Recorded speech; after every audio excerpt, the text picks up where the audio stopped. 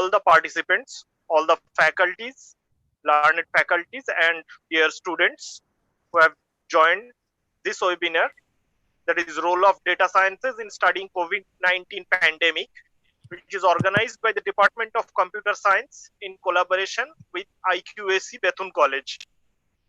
I am Krishanu Noshkor from Computer Science Department, welcoming all of you in this webinar, hoping to make it a very success. Today, we have two very learned dignitaries among ourselves as a speaker. But first, before I introduce them to you, I would like to call our head of the department, Mrs. Dipannita Chakraborty Bhattacharya, for the introductory speech. Dipannita, madam. Thank you, Professor Noshkar. I want to extend my regard to our IQAC coordinator, sir, Dr. Kamalkanti Shom, and our first speaker, Dr. Saptoshi Goswami. Our second speaker, Professor Chakraborty, will join us shortly. No physical stage or dais, no gathering of participants, no physical presence of distinguished speakers or elders, only a virtual world imposed by this pandemic. Today, Department of Computer Science, Bethune College, with collaboration of IQAC Cell, is glad to arrange a webinar on role of data science in studying COVID-19 pandemic. The objective of today's webinar is to listen to of most eminent academicians delivering their precious lecture on the field of data science and collating it with current pandemic situation, which is very significant in this current position. Data science is the pillar of big data analytics, machine learning, deep learning, artificial intelligence, robotics, and many more. I think also our objective is to help our participants to gain a good amount of knowledge and idea on this plethora of recent research domains. Now I want to greet all the participants and my seniors and hope they will definitely enjoy the session. And after all, definitely some of the participants will encouraged to use their intelligence to build artificial intelligence. So a warm welcome to all of you and enjoy the session.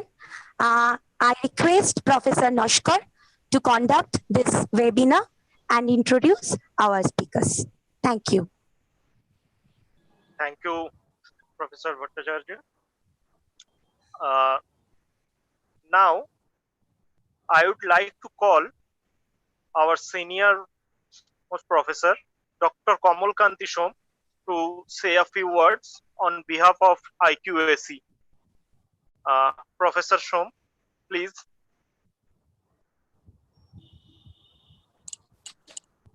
Ishanu, can you hear me? Yes, clearly, Kamalda. Okay. Please proceed. A very good morning to you all. On behalf of our principal, Professor Krishna Roy, who could not be present today due to her some personal engagements, and also on behalf of IQAC Bethune College, I welcome you all in this webinar titled Role of Data Science in Studying COVID-19 Pandemic, organized jointly by Department of Computer Science and Internal Quality Assurance Cell of Bethune College. This is probably 15th or 16th webinar organized by different departments and units of our college over the last 2 months. Bethune College, being the first women's college of Asia, is a pioneer in women's education in India.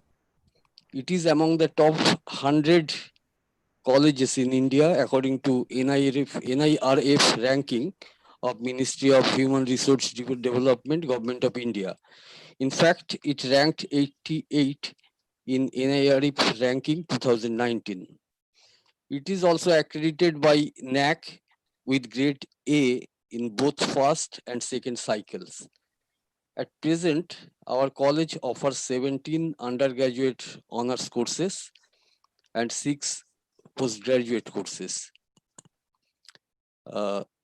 We are passing through a tough time when everyone is locked or stuck at home due to COVID-19 pandemic. It caused havoc on economy, education, industry, and daily lives of many. At the same time, I think it opened up many new areas or new opportunities for research.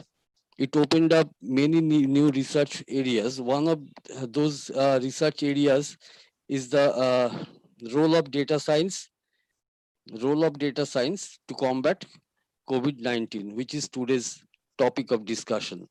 You all know data science is an emerging field and very important area in computer science, which have very important applications in every spheres of life.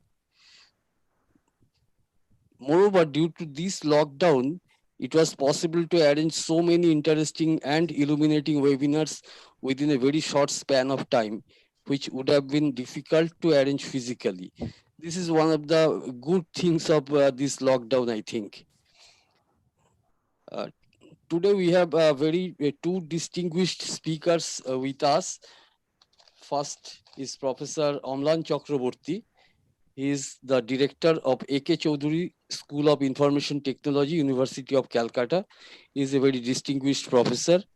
And Dr. Saptarshi Chatterjee, Head Department of Computers. Saptarshi Goswami. Sorry. Head Department of Computer Science, Bangabasi Morning College. Kishan will introduce the speakers. And I think today's webinar will be a very good and illuminating webinar, and we shall learn a lot of things from them. I think the topics or the area of discussion will be the basics of data science, the importance of data science, and the role of data science in combating COVID-19. With these few words, I welcome you all on behalf of Bethune College. Thank you. Thank you, Kamalda. That was Professor Kamal Kanti Shom saying a few words from IQAC and Bethune College.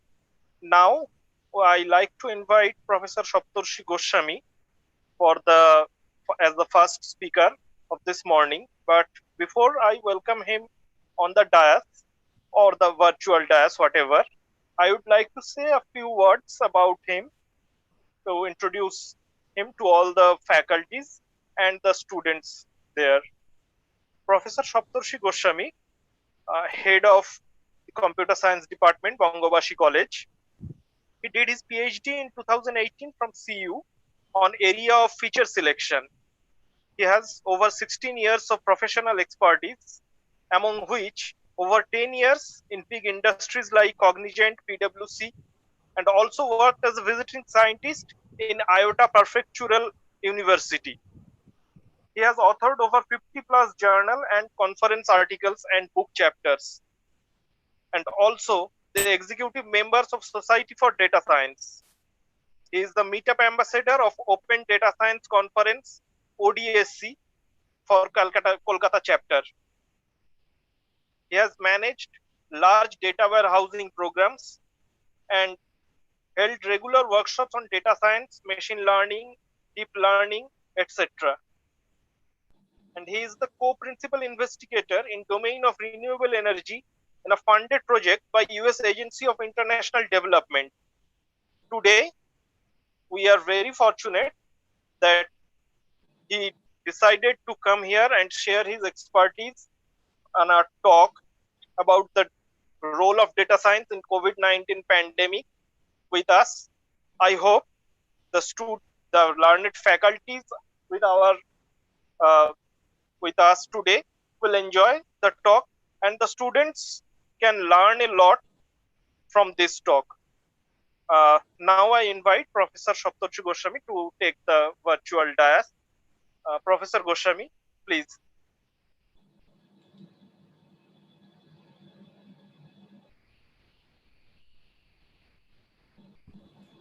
Hello, am I audible?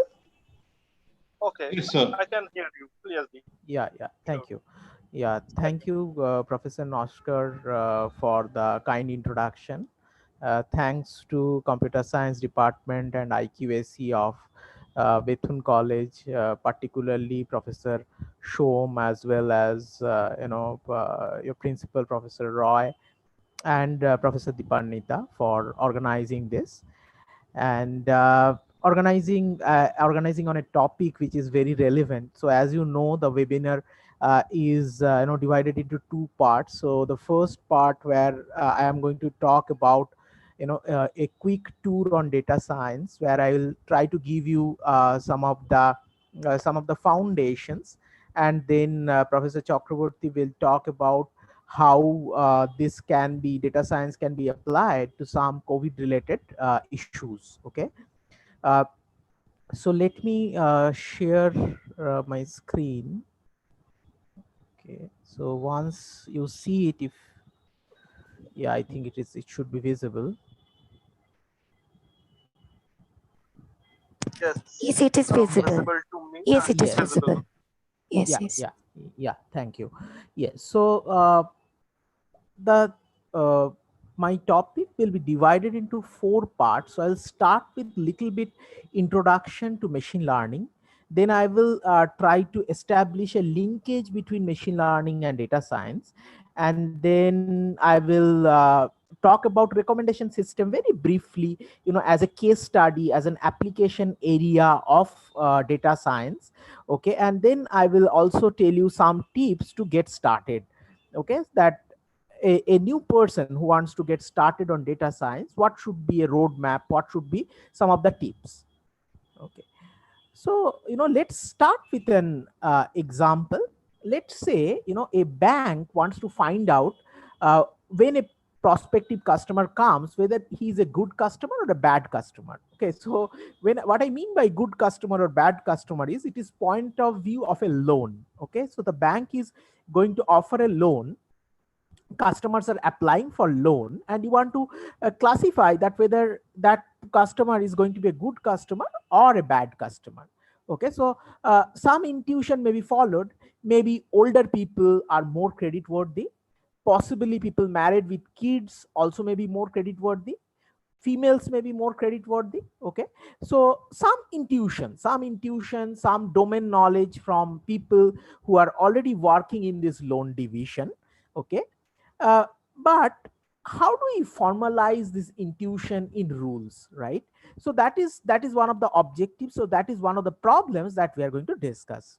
Okay, and you have some of the attributes of this problem. So basically you have customers. Okay, so what is their age, their sex, what kind of job they are doing, whether they have some house already. Okay, their saving account, checking account, balance, maybe their credit account. Okay, duration, maybe whatever duration, if they have some existing loan, what was the duration, and what is the purpose for which they are going to take the loan. Okay, so these are actually your input variables. Okay, so knowing these things about the customer, you want to predict whether this person is good for giving loan or not good for giving loan. All right, so you can understand that this cannot have some clearly defined rules like we have in physics, maybe, right? Okay, so one idea that hits the bank is they have tons of customer data. All right, who were good as well as who were bad. So they already have some data where they know what were the attributes of the customer, what were some of the characteristics of the customer, and actually if they have paid back the loan or if they have not paid back the loan. So that's how we say good and bad, right?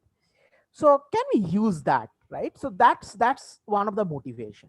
All right, and we can of course write some queries or programs to find some rules, right? So you can take this data in a SQL database, right, and try to write some structured queries and find out some group bys and try to find some rules. But you can understand that that is very unsystematic. Okay, that is very unsystematic, and it is not very easy to come up with crystallized set of rules. Okay, so here comes, machine learning. So in case of your traditional programming, okay, so you have the data. So data means the historic data that is lying with the bank that I discussed. You also have the program. Okay, and then you are trying to find the output. So what do you mean by output? So basically you mean that now if you give some customers data, it should give you the output. Okay, whereas in machine learning, what happens is that you give this historical data. So you give the data as well as the output. So what do I mean by output here? So by output, I mean the good customer or bad customer label. Okay. So not only I am giving the characteristics of the customer, but from the historical data, I'm also giving the level. And machine learning will come up with a program, okay, which given a data will be able to classify whether the person is going to be, a good customer or bad customer. And once you build a model, the bank can use it, and before approving a loan, it can take the help of this program. Okay, so that is one of the objectives. Okay, so we are today I am only focusing on supervised machine learning. Okay, so supervised means actually, you have given the past data which is playing the role of a teacher. Okay, so that's why we call it as a supervised learning. And predominantly there are two type of supervised learning. One is called as classification and another is called as regression. Okay, so the basic difference is that the problem that we discussed last time, right? So there the output variable, what you are trying to predict, was categorical in nature. Okay, so it is a good customer or a bad customer. But instead of that, if you want to find out that how much of loan amount that person is going to pay back, right? So in that case, that will give you a finer grade. So it is not only good and bad. If someone has taken a loan of 10 lakhs, so using all this kind of data, you may come up with the conclusion that this person will pay up at least 80% of the loan. Okay, so regression actually deals when the output variable is numerical in nature. All right, some examples of classification and regression are, as we already discussed in banking, whether to provide a loan to a customer or not. Okay, from medical domain, it can be which patient may need emergency medication. Okay, so this is also one of the very important problems for medical domain, because emergency medication is much more expensive. Okay, so you actually don't want everyone to be in emergency medication. Social media, identifying whether a news is fake news or not, right? So right now, so many news are getting viral, right? uh, Entertainment, from entertainment industry, predicting the box office return of a movie.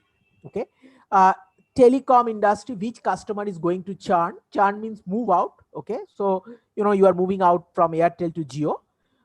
So the Airtel wants to find out that which customer are more prone, okay, to move out, so they can give some promotional offers and hold them back or something like that. From insurance domain, identify claims which are fraud. Okay, so basically this is also one of the problems, or one of the very important problems in this COVID world, right? So there are so many cyber crimes happening. People are asking for different confidential information, and they can actually play havoc with your system. Okay, sports, what should be a good auction price for a player? Okay, I'll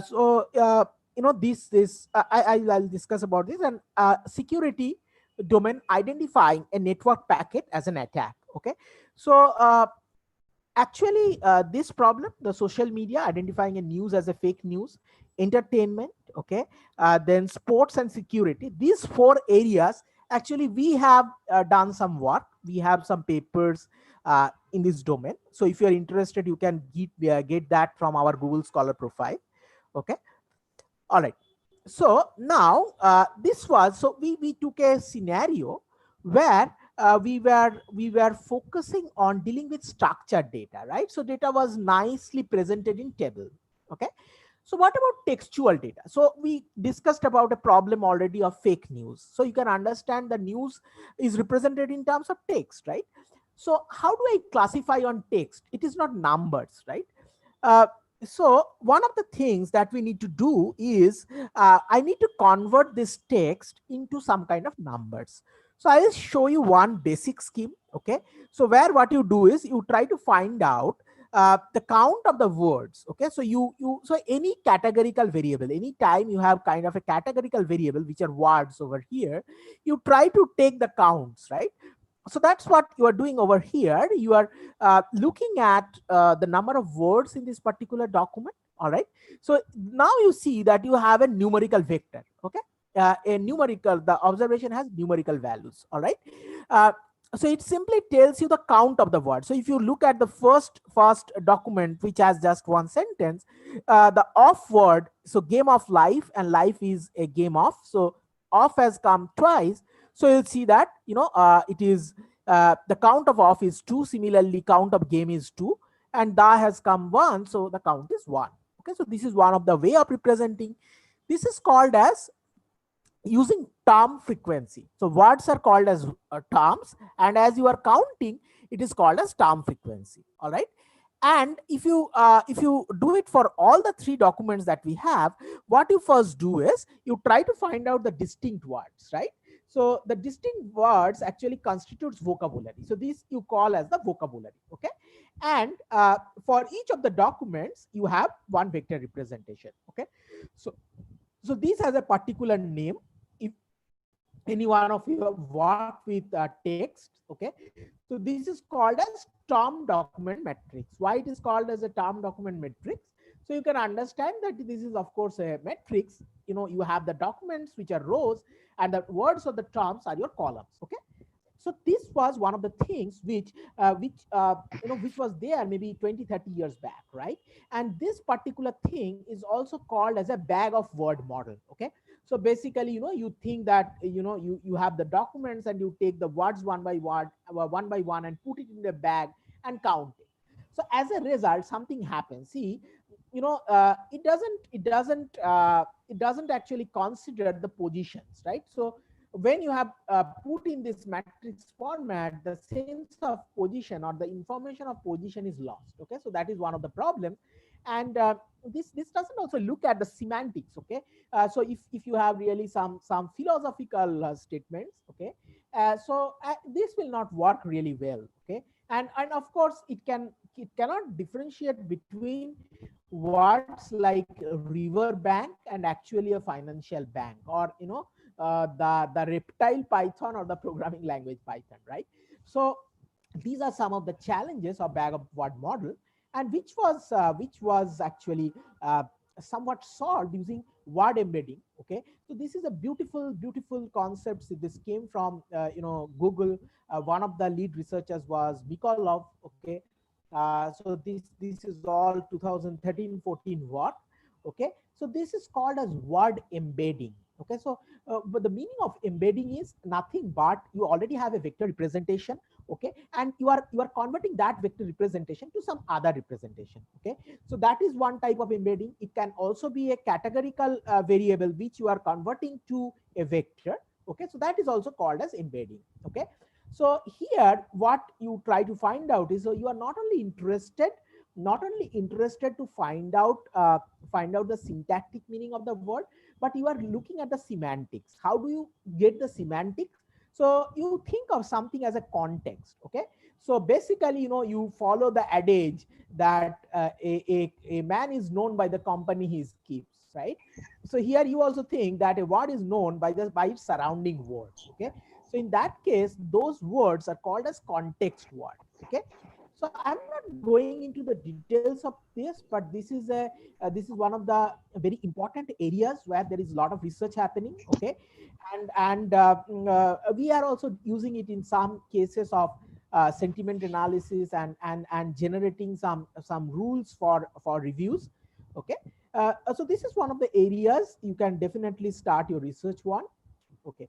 So I talked about one problem where I had text. I needed to convert it to numbers. Similarly, you can have images. So this is a digit recognition problem. So, these are handwritten digits, okay?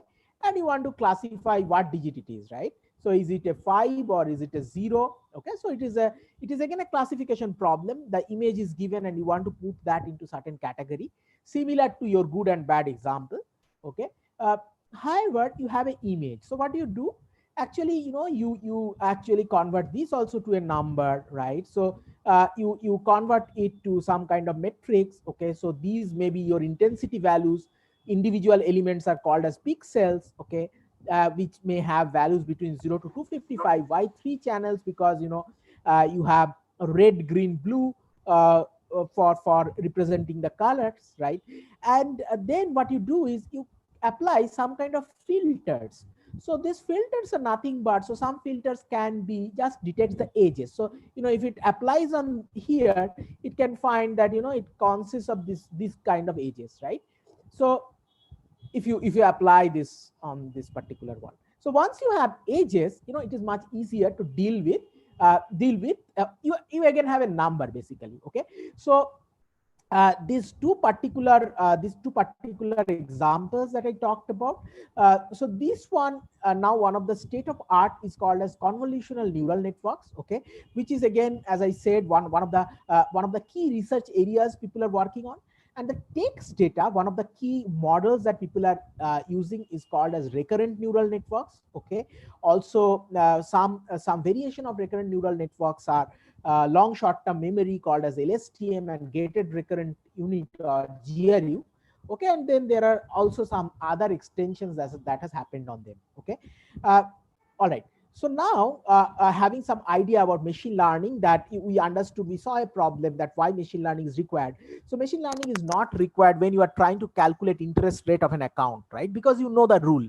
It is only only required to the problems where you can solve it by intuition, okay? And you cannot really formalize the rules, and no rules are 100% sure, right? So it will be sure with some percentage of probability. Then you apply your machine learning, which automatically generates this kind of rule, okay? And then you apply your new instances. And then I tried to tell you that to deal with machine learning problem, we need data in structured format. And however, if you look around, the data is often in text format, image format, video format, speech, audio format, right? So all these things some way needs to be again converted back to structured format so that machine learning models can work, okay? Now let's come to data science, okay?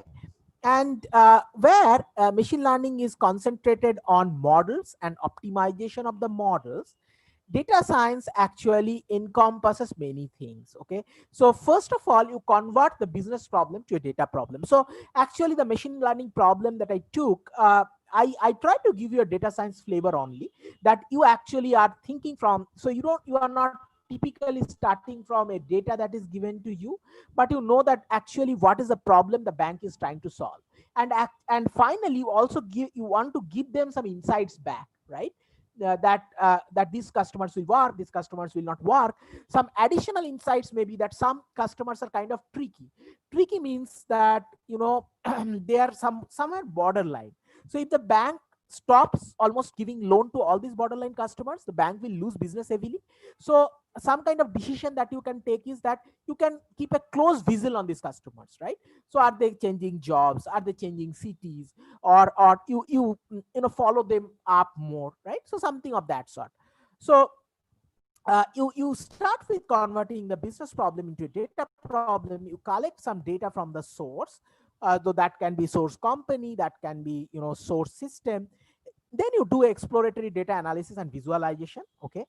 You do cleaning and feature engineering. So these two steps can happen together, okay? Not watertight that this has to precede this. Then you have to deal with storage of data, okay? And once your data is stored, you will go to building of models, then finally again visualization and deployment of the models, okay? So this you can think as some of the steps, okay? So machine learning will be more focused on building of these models, okay? All right, so what kind of model you need to choose, okay? What kind of confidence your model is giving. So that's what will be machine learning's focus. Data science focus will be the entire gamut, okay? And this is one of the diagrams from Katie Nugget, which actually tells you that how these things are related to each other, right? So this entire domain is inspired by data, and your final destination is insights. And along this, you have machine learning. Okay, you have a concept called data mining. So basically, I don't differentiate data mining and machine learning too much. So data mining is thought to be employing some of the machine learning algorithms. Okay, and machine learning algorithms so enables data mining, right? So similarly, deep learning and deep neural networks are part of machine learning and data mining.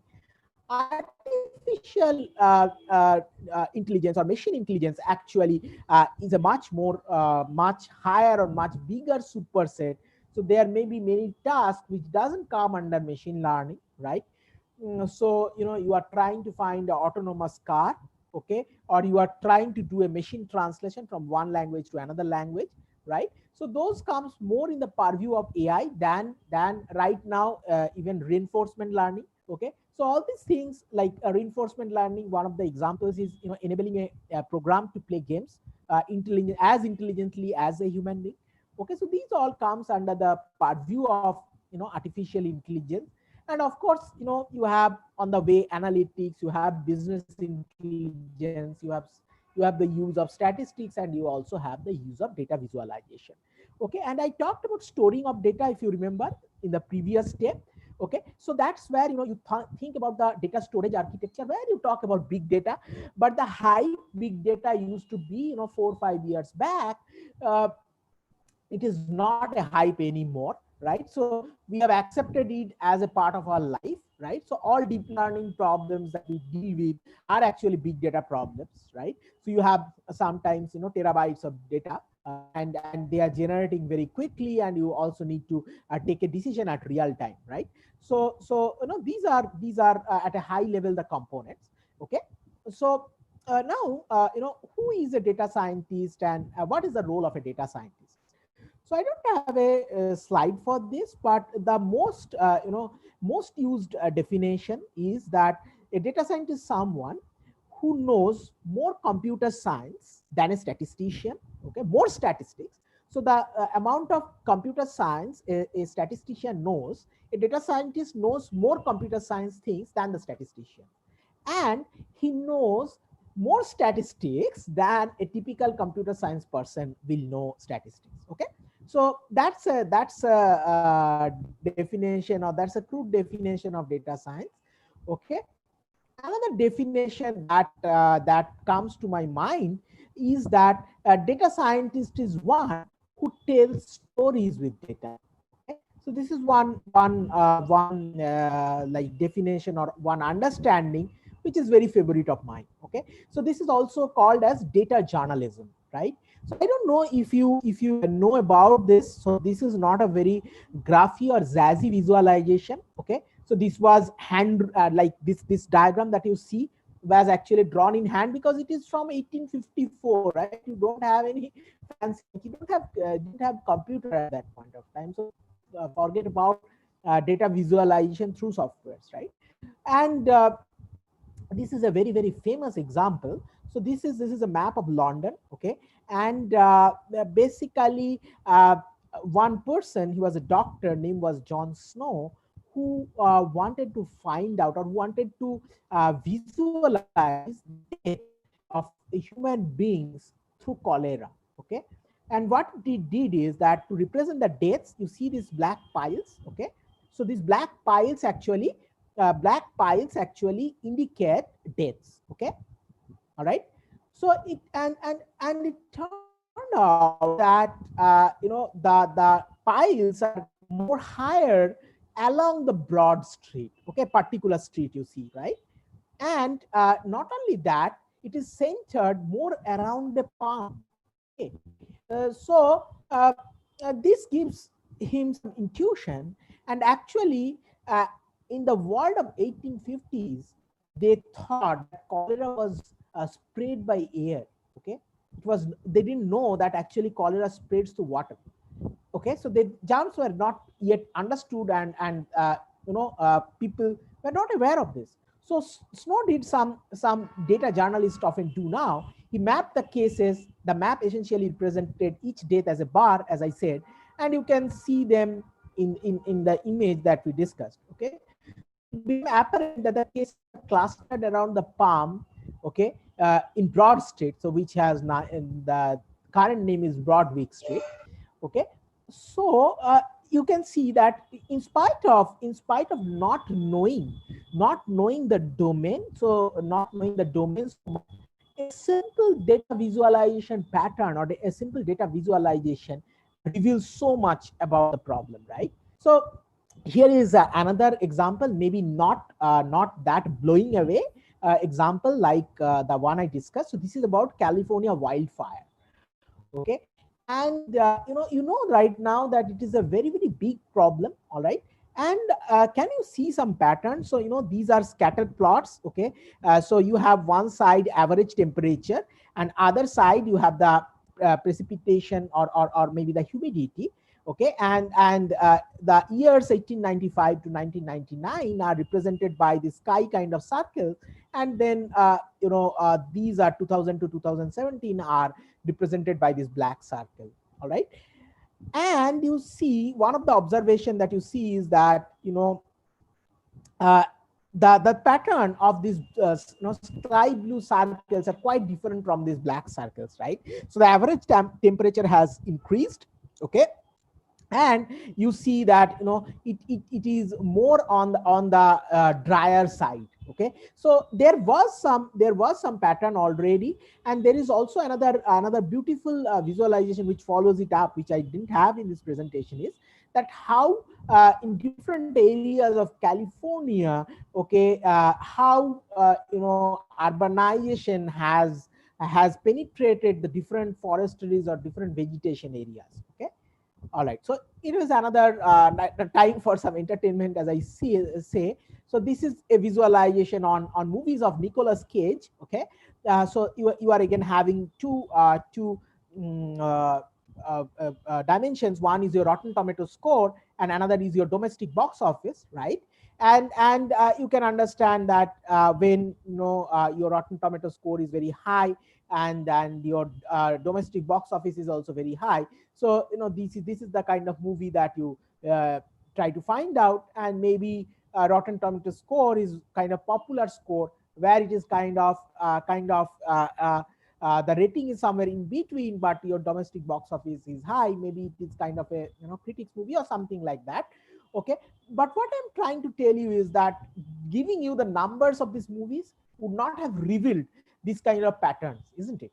So this is the beauty of visualization, which is one of the very critical components of data science. You don't give so much of importance of data visualization when you are doing machine learning. Okay, and so now the skills of a data scientist. Okay, so you see that data visualization is one of the skills. So this comes from one of the surveys. Okay, so I have taken it from the Kathy O'Neill's book, Doing Data Science. Okay, basically, these are the skills: data visualization, machine learning, mathematics, statistics, computer science, communication, and domain expertise. So you see that mathematics and statistics runs quite high compared to maybe computer science or domain expertise. Okay, so this is one of the things that you need to pay attention to, and actually this is applicable for machine learning also. Okay, all right, now let's look at a recommendation system. So as I said, we'll discuss a case study. All right, so the idea is that a customer, what he has brought earlier. You want to recommend certain things to him so that he buys those things, right? So that's the idea of recommendation system. Okay, and basically if you look at this particular thing, so this is a recommendation, right? So what I want to tell you is that we are actually surrounded by recommendation all around us. You go to LinkedIn, they give you connection recommendation. You go to Facebook, Facebook, they give you friend recommendation, they give you they give you group recommendation, page recommendation, right? You give go to YouTube, they will give you video recommendation, right? So all around you have recommendations coming in, right? So and it turns out that actually recommendation engine market size is projected to reach 12.03 billions, okay, by 2015, and with a growth rate of, if you see, 32%, 32.39%. So this is a little old survey data, but I was checking, current survey also. So they still actually project this to be around $12 billion. Okay, so that's why even if you want to be a data scientist in the area of recommendation system, that is also a very, very good area to choose about. Okay, uh, so again, this is one of the things, one of the ways you want to uh, uh, represent recommendation system. So basically you have two users, you see, right? So these users, you know that they are similar. So this person has picked up A, B, and C, you see, and this person has already bought A and B, right? So you want to predict C to this person. Okay, so yes, so I talked about Facebook, YouTube, LinkedIn. This goes to Amazon, Flipkart, any e-commerce sites, right? So they will also recommend. So they are recommending from yawns, right? So customers who have bought this also have bought this, or these books are similar to what you have bought, something of that sort, right? Okay, so this particular recommendation system can be divided into two broad categories. One is called as collaborative filtering, and another is called as content based filtering. So in collaborative filtering, as we discussed, okay, so what you try to find out is, you try to find out similar kind of people, okay, similar kind of people, and then you try to recommend something so similar to what example we talked about. And content based filtering, so please understand the difference between collaborative and content based. So here you are not looking at the past data of the users, you are just looking. So you have two movies, maybe you try to find out, like, there is some description about the movie, how much the content or how much the description of the movie matches, right? So on the basis of that, if a person if a person has looked at a movie and its content matches quite closely with another movie which that person has not watched, he will recommend that, right? So this is a difference. And most of the research right now is happening in collaborative filtering, and actually there are some kinds where you try to use both of them. So as you can guess, that is called as hybrid recommendation system, okay, or hybrid system. All right, okay. So a recommendation system actually came into prominence because of Netflix, right? And it came in a time when Netflix was not so popular term to us, right? uh, so it was in 2006. Okay, so it came because of a competition. All right, and actually this competition was launched in 2006, okay, and continued to 2011 for 5 years. All right, and it was open to everyone, and at that point of time it has a price of $1 million, okay, on this particular problem. So Netflix wanted to come up with an algorithm. Netflix wanted to come up with an algorithm. Okay, so it gave an open challenge which can actually better the recommendation engine that they have in place right now. All right. Okay, so now let's go into collaborative filtering, and I will talk a little bit technical over here, okay, but for only 2-3 slides. So assume that there are m user and n items, okay. So we use a matrix with size m and n, right? So for the users, you can take as row and items as columns, okay. And each cell in the matrix represents the associated opinion that a user holds, all right. So such a matrix is called as a utility matrix, okay. And this as we talked about this as we talked about this rating or opinion, okay, so that can be explicit or implicit. So explicit can be that a person has directly rated the item.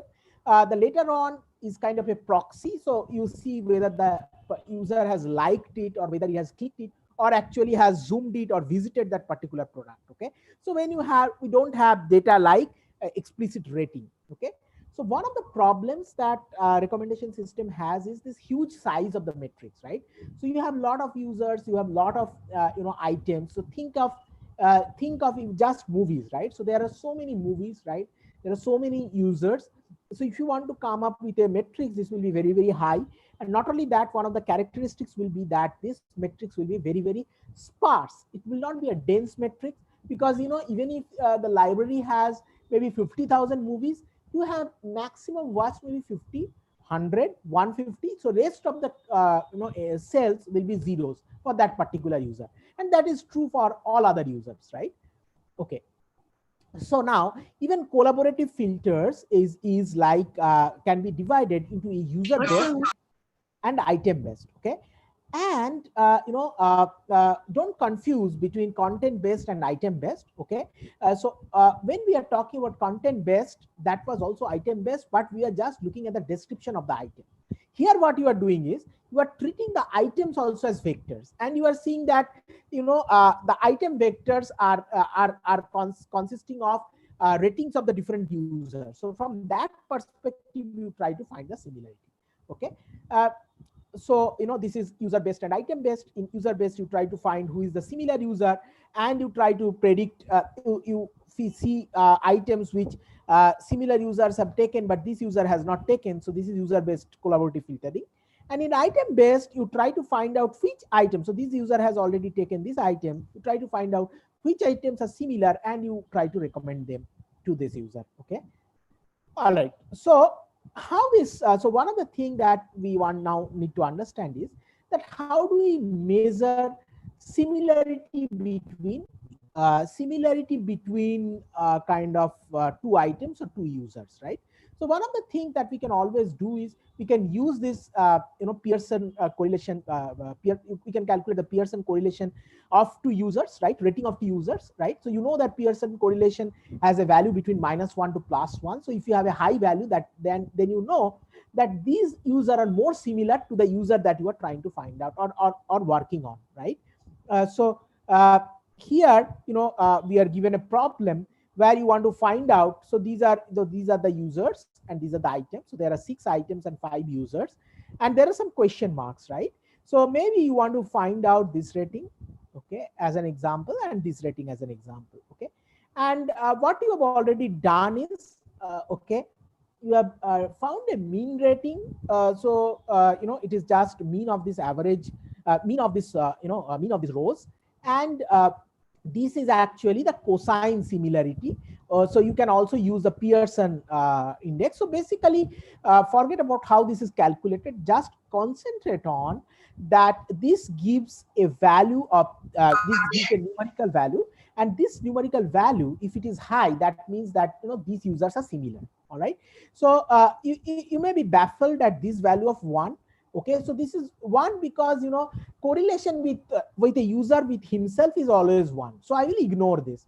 So if I use this particular one, Pearson's correlation coefficient, if I use this, then maybe I will see, or not maybe, I see that these two are most similar users to the third user, right? Okay, so now what I am going to think is, so then the rating of this first item, okay, I can look at the first user's rating and the second user's rating, and that I can use to predict the third user's rating, right? So initially I found out who are my most similar users. Now I'm looking at their ratings, okay, and I will use them to find out this question mark value, right? Okay, and I will weight it. What do I mean by weight? So basically, what I will do is I will actually use this similarity. I will multiply 1's rating with 0.894 and 6 rating with 0.939 and divide by that, and I will get a rating of 6.49. Okay. And similarly, I can find out the 6th one also in a similar manner, right? I will just take and both of them have rated 4.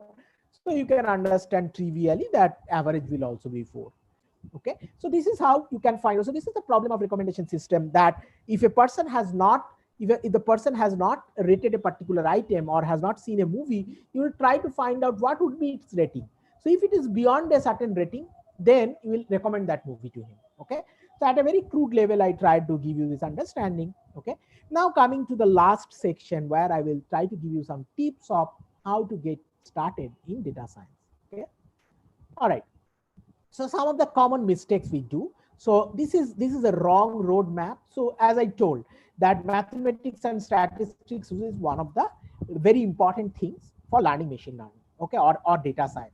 So what you can do is you can start with books like maths for machine learning or linear algebra. Then you go to machine learning algorithm books, and then you go to some books which are focused on implementation. Okay, but the problem is that you will just get drowned, will just get drowned on the amount of mathematics and statistics that exist in the literature. Okay, so this is not an ideal path that I recommend you to take. Okay, the ideal path is you start with some implementation oriented languages, implementation oriented books, and then you see that what are the areas you actually want to learn the maths and stat behind it, and you go back to these books and start using it. Okay, so otherwise the broad based just reading the mathematics for machine learning will not make much sense, right?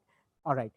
And breaking it down further, read books, articles, research papers, watch curated YouTube videos. So why I said curated is because there are a lot of YouTube videos which are not, there are a lot of mistakes that are there. Okay, and then apply. So participate in data science competitions. Okay, so Kaggle is one. Okay, so you have not only have, so this is called as home of data science. Okay, or home of data scientists. So there is not only a lot of data science competitions, okay, but there are beautiful learning materials you can learn from your fellow data scientists, and actually you can form a team of data scientists for a competition. So in Facebook there is a group for Kaggle teams, which is more than 40,000 people are there. So you can actually form a team which is cross country, which itself is so exciting, right? But of course they will accept you in a team when you have some basic knowledge, right? But don't hesitate too much. Okay, so once you have some idea, start looking for collaborations, right? And write articles in Medium. Okay, analytics vidya and towards data science. Okay, and collaborate, right? So you go for internships, right? There are so many several opportunities of internship. Go for meetups. There are so many meetups that are happening. There are so many groups that are there. All right. And which programming language to start with, right? So this is I take from IEEE Spectrum. These are your top programming languages, not in context to data science, not in context to programming like machine learning. This is overall. And actually these symbols represents that this is this you can publish in internet. This means that you can write a desktop application. This means that you can write an embedded system application. Okay, in some cases you can also write a mobile application. So for data science, Python and R are the languages of choice, but you can see that Python is right now more popular. So the community is evolving more. You have more videos, more books, more libraries coming on, more helps coming up in Python, right? So if you have not started, you should start with Python. But when you get time, you should also pick up R. R also has certain very extensive advantage, okay, which I'm not discussing right now. But I started my career in R, so I have worked in R for now more than 10 years. Okay, Python I'm working for 3-4 years. So I know that how where are our scores over Python very well. Okay, and which books, right? So I recommend some of the books, right? So this is by for the best book. Okay, hands-on machine learning with scikit-learn, keras, and TensorFlow, right? And this is by Aurelio Geron. This you have implementation of Python, and you also have his code in GitHub. Fantastic book. You should pick it up. Okay, this is the book by ISLR. So these are by two Stanford statisticians from Springer. This book is here. The implementation is on R, but again, the concepts are explained beautifully. It is not only implementation. So both these books actually have implementation, but are very good on explaining the concepts as well. All right, and You have similarly some books by a person called as Sebastian Raschaka, okay, and also by Francois, who is the like inventor of Keras, who is the writer of Keras. These two books are also very good. And you should also look at old data mining books like Dewey Han and all. So some of the algorithms, some of the aspects of the algorithms are much well explained here. And you can, if you want to learn Python, this is also a very good book by uh, John Guttag, professor of MIT. And this is also a book where you'll see that he's talking about philosophy, not only the syntax of the language. Okay, and which channels? Okay, so these are some of the channels that I have listed for you, right? So the StatQuest channel is one of my favorites. Okay, so this is done by biostatisticians of one of the universities. I'm forgetting the name of the university right now. Deeplearning.ai, you must have heard the name. It is by Andrew Ng. Okay, you all the deep learning materials are very good here. Okay, an Indian person, Krish Nayak, he is also very good. Okay, if you look at his videos, he uses boardwork extensively. You can look at his video also. And you have this Siraj Raval's video also. Okay, so he may appear little eccentric. Okay, he can do a lot of tricks and things there, some crazy things, but the videos are very good. Okay, videos are very good, so you can understand that from his number of videos and subscribers. Okay, and of course not at all comparable with these giants, but from Calcutta University Data Science Lab, we have come up with our own machine learning channel. So by all of your blessings, we are also not doing too bad. We have got quite a good number of subscribers.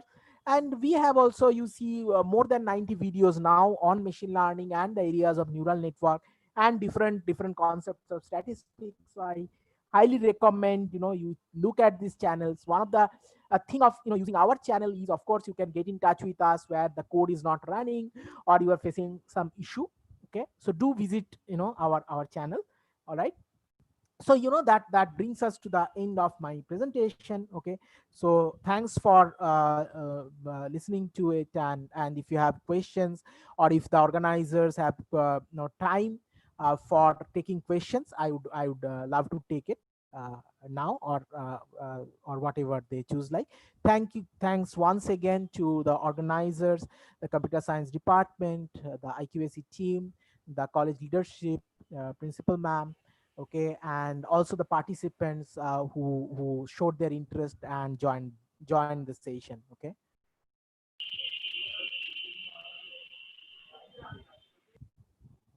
Uh, Thank you, Professor Goswami, for this nice presentation. Uh, if this were a actual physical seminar, I would ask for a very big hand for you, but unfortunately it is a webinar, so nobody can actually hand give you a big hand. But trust me, everybody is very eager to. Um, thank you again from all of us for this nice presentation, and I hope students has learned a lot, as we who are the faculties now have enjoyed it thoroughly. Thanks for this nice presentation. yeah, thanks, Professor Uh, Nashwar.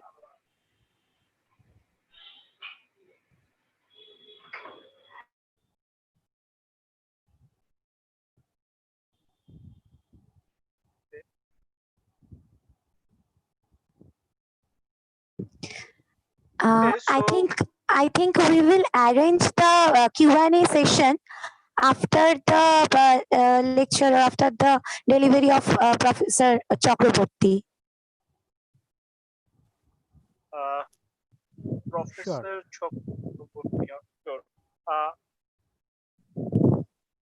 so now I would like to call Professor Omlan Chakraborty, Director and full professor in A.K. Choudhury School of Information Technology at Kolkata University. Before I call call him to take the dais or the virtual dais, I would like to say a few words about him also. As I already said, he is the director and full professor in A.K. Choudhury School of Information Technology at CU. He is also a postdoctoral fellow at School of Engineering, Princeton University. And he has received many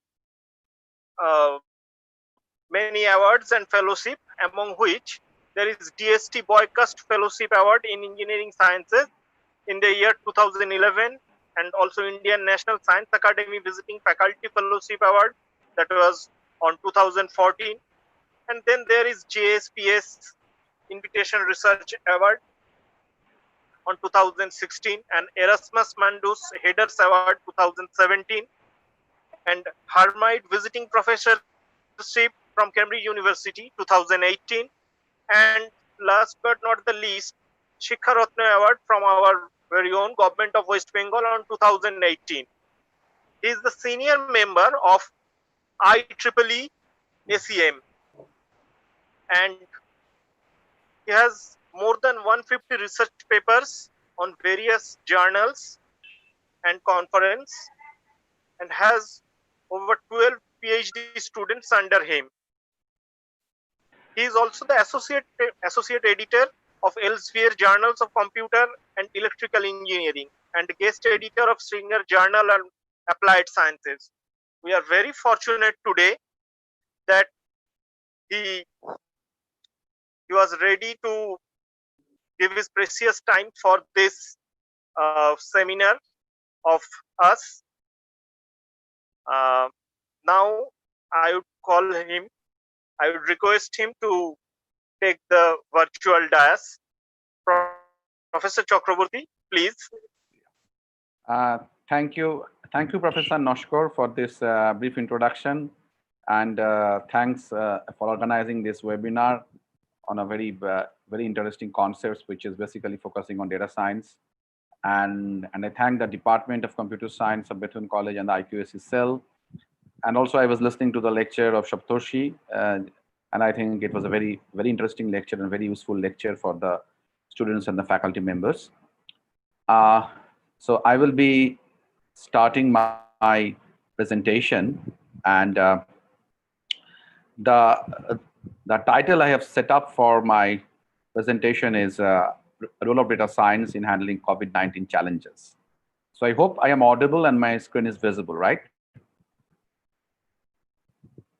Yes, sir. Yes, sir. Absolutely. Okay, Yes. fine. So what I will try to discuss, actually, the COVID is a scenario which we have not been into, and maybe the world is experiencing this type of pandemic maybe after 300 years. So we all are setting our tunes, and we are all trying to adjust the scenario.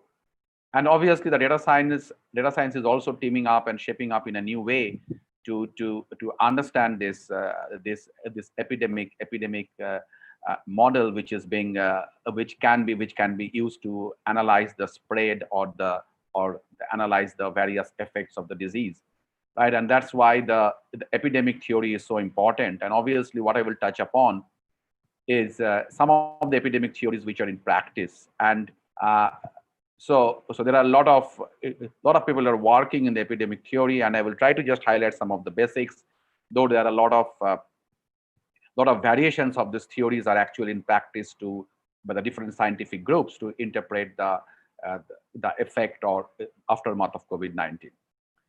And obviously I will touch upon what are the roles that data science and analytics can come into play, and what are we being the domain in computer science, is how we can use the data and how we can analyze the data to give some sort of solutions out of the things which are happening, or helping certain fronts, either in terms of academics, or in the terms of business, or in the terms of medical help and medical aid to the affected people. So what can we do? We will just give some sort of perspective. I will try to give in that, and then I will try to show you some of the research activities which we have done in this domain. Obviously, when I tell it is a large group of which we have it depends. That means it's centered in data science lab of our university, but there are a lot of collaborators we have here, a lot of interns we have here from other institutes too. And then I will try to reform some of these directions which some of the students and the faculty members can take upon to contribute in this particular domain of pandemic scenario. So this is the data what I collected on today morning from the Johns Hopkins University site, and that's a fabulous site. It gives you the information about the intensity of this disease across the various countries of the world, right? And you see that which is concerned that India, that means in India we have a lot of red spots, so which means that the scenario in our country is not very good, right? And it is the case for many of the countries. It's not that India is the only country which is getting very worstly affected by this COVID pandemic. There are a lot of countries like countries in Europe and US and Brazil, South America. There are a big the COVID has created a big impact on the population, on the different activities of the country as a whole. If we look into the Indian COVID data site, it tells today morning it tells this data. So though it's a bit that means a bit encouraging in the scenario that obviously the active cases are pretty large. It is around 3 lakhs plus, but we have also cured around 1/5 of that.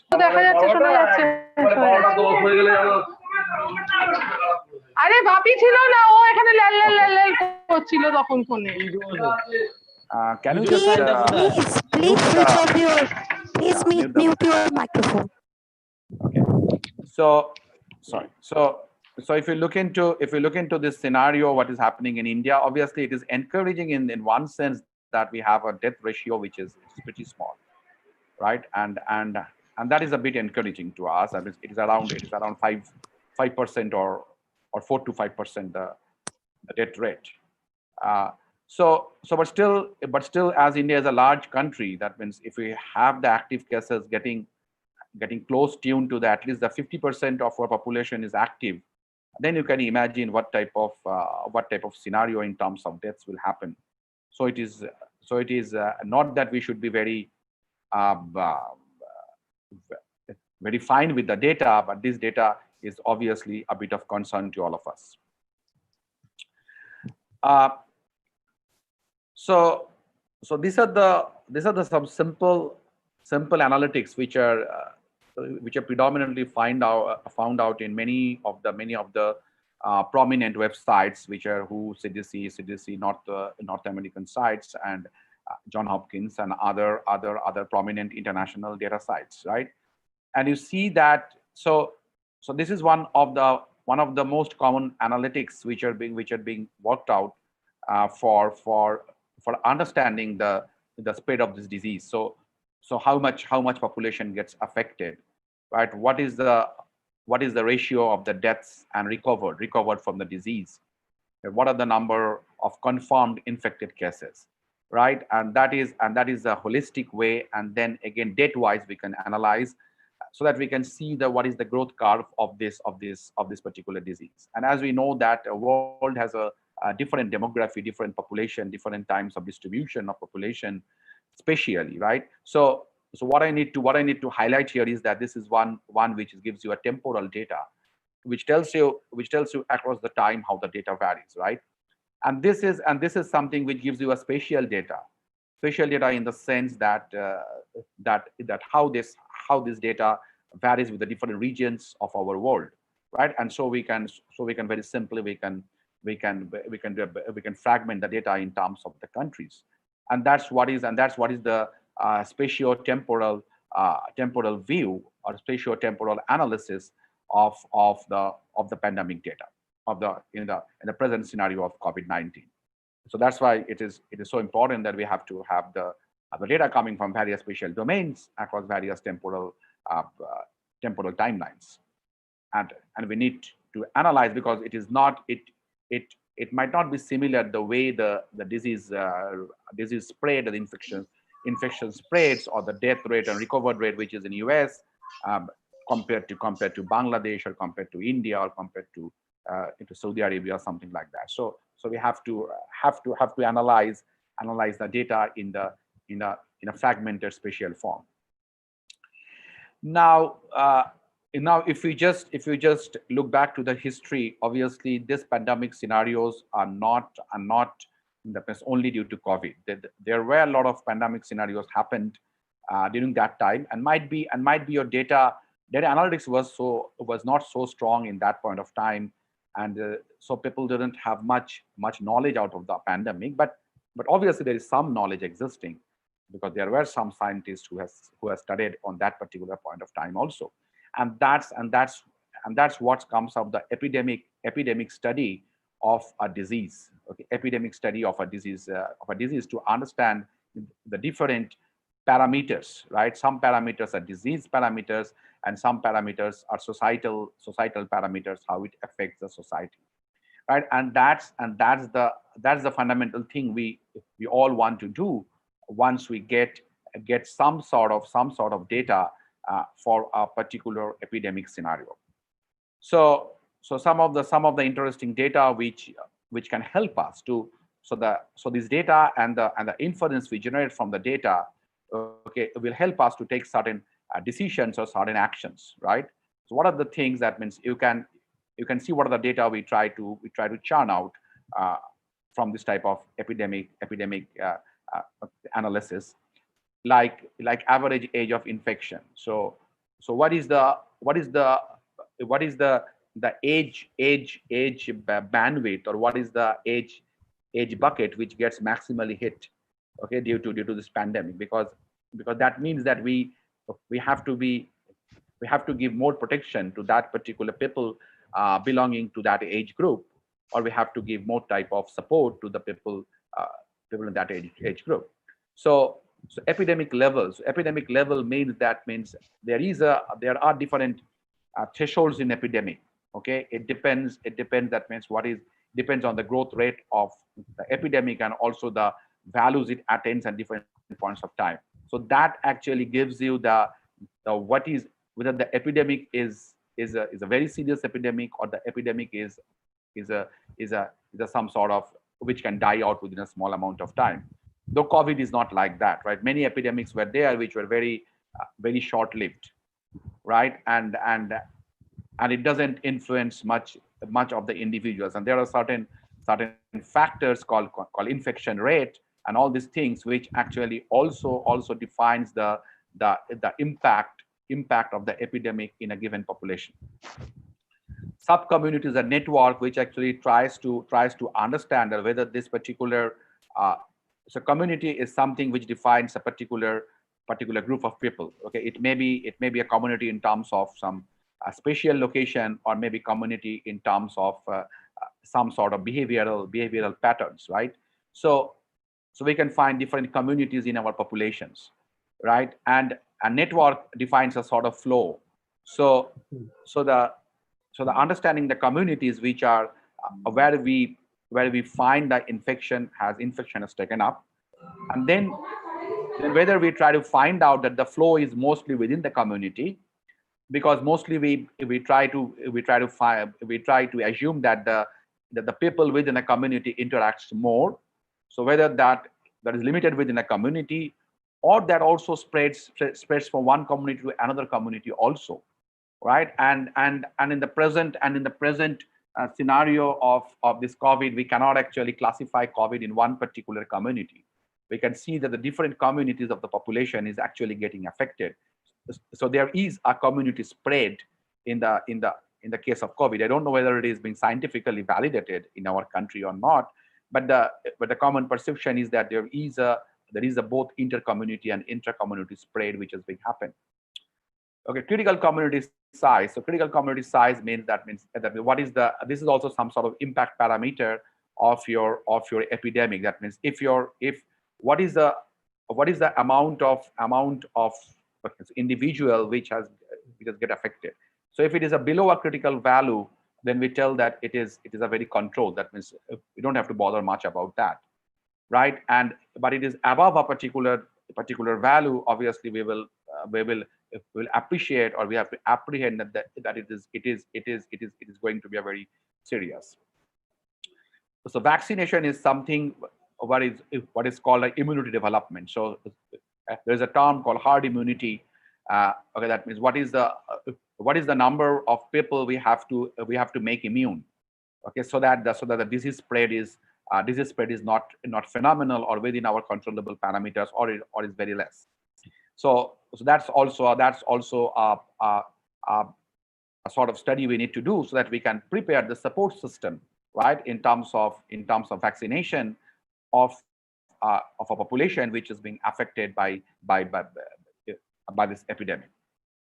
And obviously there is some sort of impact on the mass, like the some issues like the seasonality of this particular. Seasonality means an event which is a bit cyclic, right? Whether this COVID pandemic is occurring every year in a particular period of the year, right? In a particular time of the year. Okay, though it is not. That means we have seen that there is not much seasonal effect on the COVID.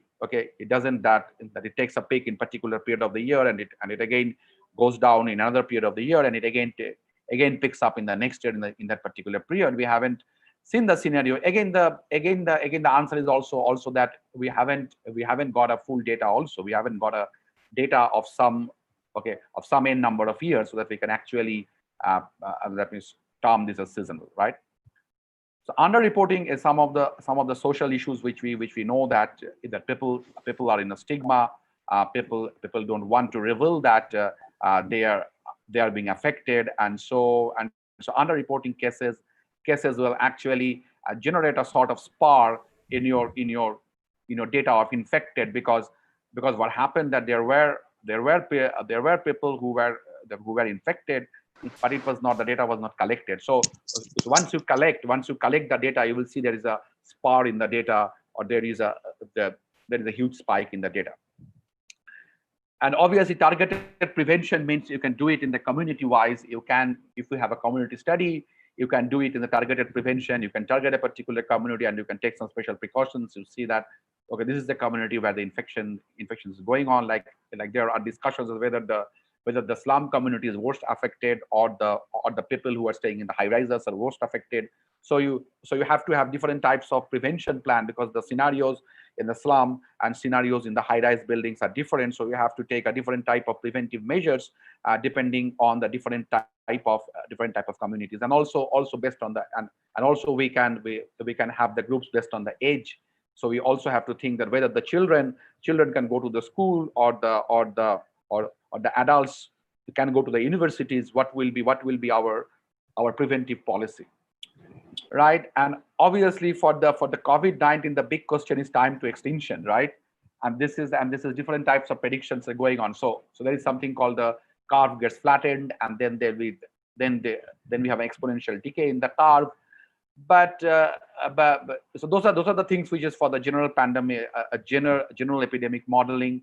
But we are not still in that point that we can tell that what is the extinction time of this particular epidemic. And obviously there is a new virus data, so which means that the virus also mutates. So virus also does transformations. So the transformations in the virus will also have an effect on all of these parameters which are related to the epidemic, right? We can see that if a virus which has done some sort of effect in some part of it, in some community or some spatial region, after some point of time when the virus mutates, it has created a different effect in different community in a different spatial region. This can happen, right? And this is also a very very fluctuating scenario in the case of epidemic.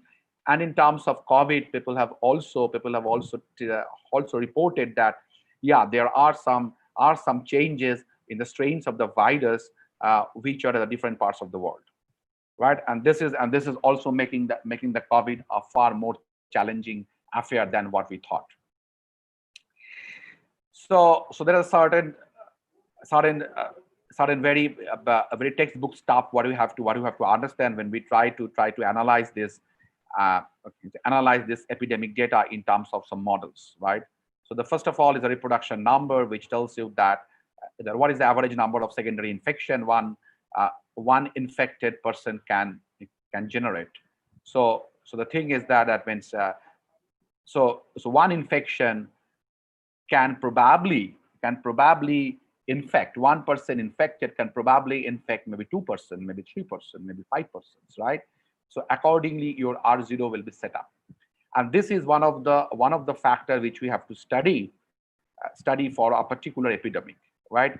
Why we will understand this, because that will actually give you a prediction that okay, within that, if this is the population, and that's the prediction by which if you have gone to the recent prediction of MIT has told that if the pandemic continues, if the COVID pandemic continues up to the January or February of 2021, the amount of infected per day in our country will be crossing lakhs, right? So how they worked on this? They worked on this on the basis that they have assumed a sort of infection reproduction number.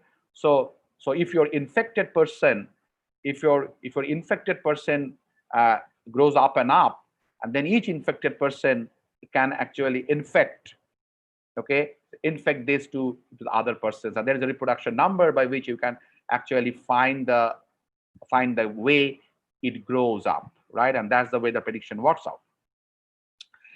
So that's the case. So in the case of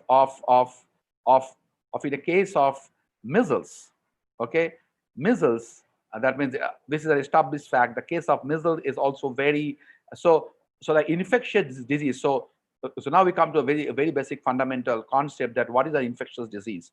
So infectious disease is something which has a high reproduction number, which means that if a person is infected, then he or she can infect n number of persons.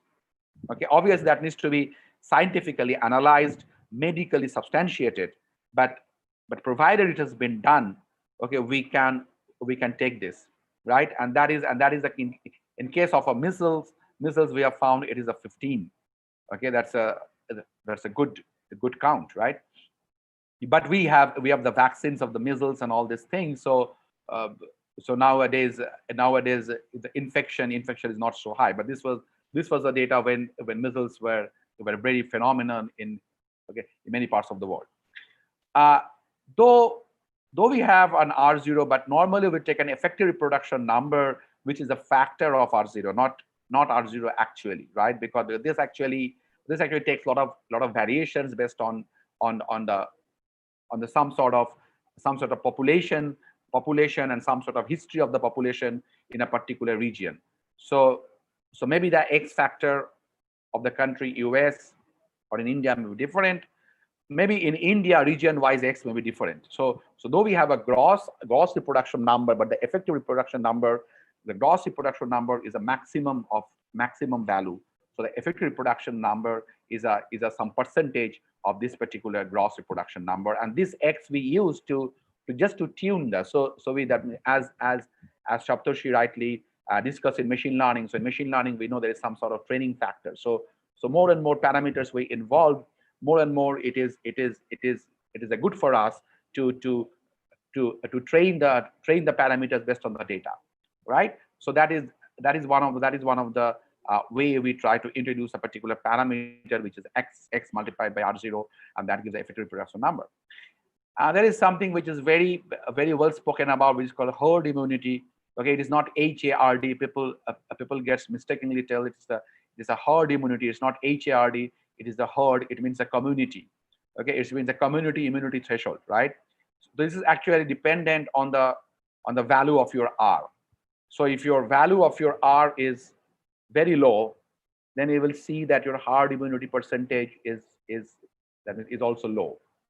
But if your community spread, which is defined by R, is very high, herd immunity percentage is also very high, because what we try to do, we take a inverse of R. So we take an inverse of R or R0, whatever you take. Okay, so we subtract it from 1. So if R or R0 is very high, right, then what happens, then the subtraction term is very low. So we have very close to 1. So very close to 1 means this amount of population needs to be immune, okay, in order to have a stable infection, which means that the infection doesn't spread further.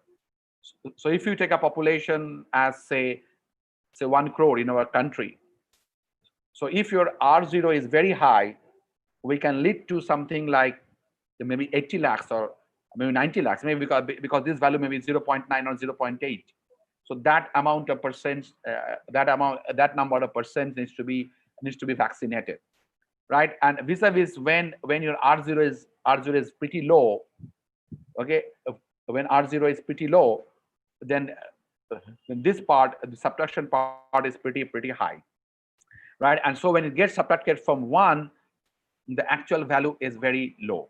So if you have a spread of, say, ideal is 1, say if you put R0 1, okay, so then what do we have? Then we have 1 minus 1, which is 0. So nobody needs to be immune, okay, if 1% only spreads 1%. But it's a very ideal case. So normally we will not go by that. We will have some sort of, so in the case of, I will show a data which tells that for the case of COVID-19, the present pandemic scenario, actually data is from one where they reported that it is something between 5 and 6, okay, the reproducibility rate. Okay, yeah. So now this is the scenario what comes up, right? And this is pretty clear what I told, right? So if R0 is 0, okay, that means you have a 1 minus infinity, which means that it goes to 0, right? If you have also 1, it also goes to 0, or it's a very stable.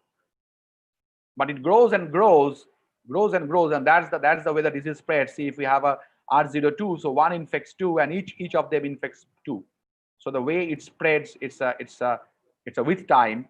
So this obviously takes time. That what is the amount of time you take to come to a contact of a person and get infected. But with time, this number actually progresses to a very high rate, right? And that's what makes critical, and that is indeed for COVID-19 case, right? It's becoming very critical because its infection rate is it's quite high, right?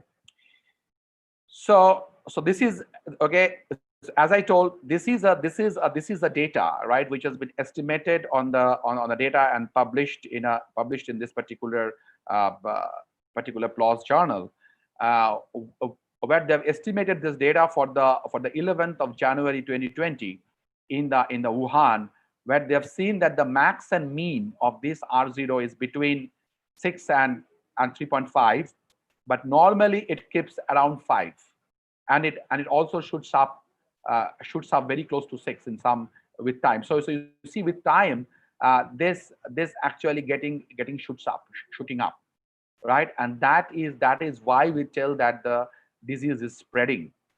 We are still not on the mark where we can tell that disease is not spreading, because if we just estimate the reproduction parameter of the pandemic data, we can easily tell that the disease is spreading because R0 has not come within a limit or within a threshold, right? This increasing curve, and that sort of thing. So now what happens? So now the question, what is a big question, that what is the need of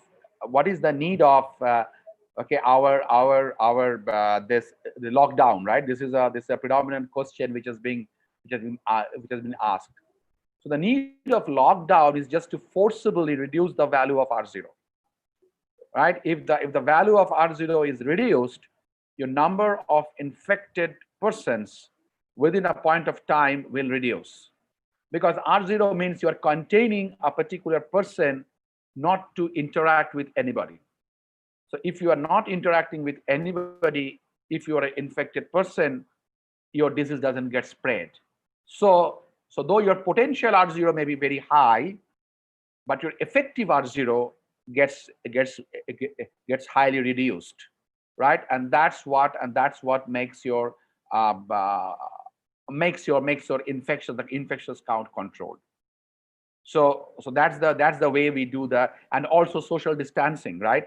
And social distancing means you maintain a distance so that medically or based on the scientific facts what we have of the disease doesn't get spreaded, or you cannot infect. You are an infected person, but if social distancing is maintained with you, then there is no way that the infection can be reproduced to other person, right? And that's why you see that the curves gets changed, gets modified. So this is the cases being reported, when the number of infectious cases been reported within the time. So if you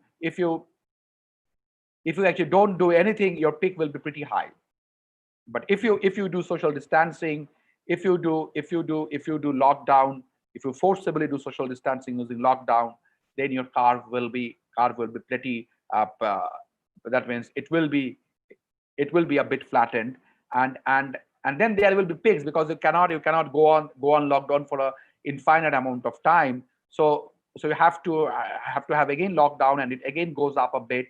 But successive lockdowns in sequence, it has been shown in one of the papers that successive lockdowns in sequence can actually slowly bring down the curve within a threshold, and that's where you can still handle the disease. See, there are two issues in the disease, especially like pandemic like COVID.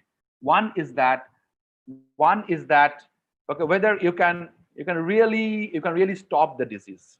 That means, okay, there is some sort of medicinal cure you have got, and you just stop the disease. But the other part, as we cannot do that now at the present scenario, the other side of this, or the other way to handle this scenario, is that can we reduce the spread? If we reduce the spread, then the pressure on everything on our system is reduced. Pressure means if there is a huge surge, then the support system in terms of medicines, in terms of doctors, in terms of your healthcare staff, okay, you cannot meet that demand.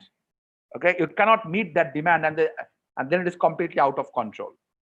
So by stopping this type of stuff, you can actually do a sort of supportive measures, and that can be pretty well understand by analyzing the different types of perturbations you can do by enforcing social distancing, by enforcing lockdown. You can really bring down the curve effectively. Okay, and that has been shown by different types of real data, with real experimentation data. So now I go to the different types of modeling of this epidemic transmission, right? How we come out with numbers, right? Ultimately people wants to have the numbers. What is the number I am dealing with, right? So to deal with the number, there are different types of strategies: statistical strategies, mathematical with some heuristic strategies, and there are some empirical strategies which are only based on the data, right? Either web-based data mining, you just take the data from the different reports coming from different sectors, and you try to use that to build up your model or to train your model. Or there is something called surveillance networks, where we try to find the different types of data which is flowing from the different sectors in your analysis, and that also helps to understand the process. And there is a very good reference what I've given, the mathematical modeling of infectious disease dynamics, and that gives you a very good insight of all the things what you can do.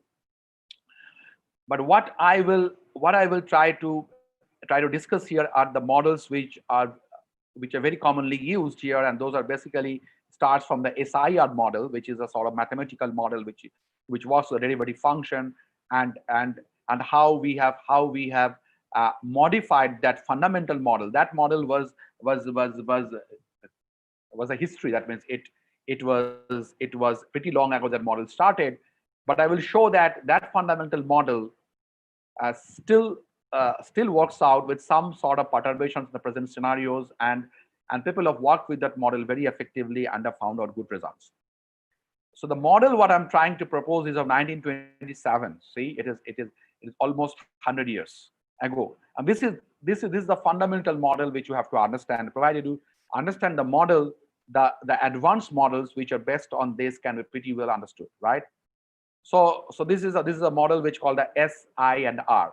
S means susceptible, I means infected, and R means reduced. So reduced or recover. So you have a population initially. So the way you try to understand is something like this. So you have a population. Okay, initially everyone is susceptible, right? Susceptible to get infected. But there is a factor which is called the beta. Beta defines that out of n, what is the amount of population gets actually infected. So what happens is that per infected person, that means what is the amount of persons, that means the total, that means what is the fraction of persons that may, okay, out of the total persons gets infected. So what happens is that for one infected person there is a beta S number of persons gets infected, right? So your S is your entire population. Entire population, I'm first thinking that entire population, everyone is susceptible, because nobody is immune. Why everybody is susceptible? Because in a new epidemic scenario, nobody is immune. So everybody is susceptible.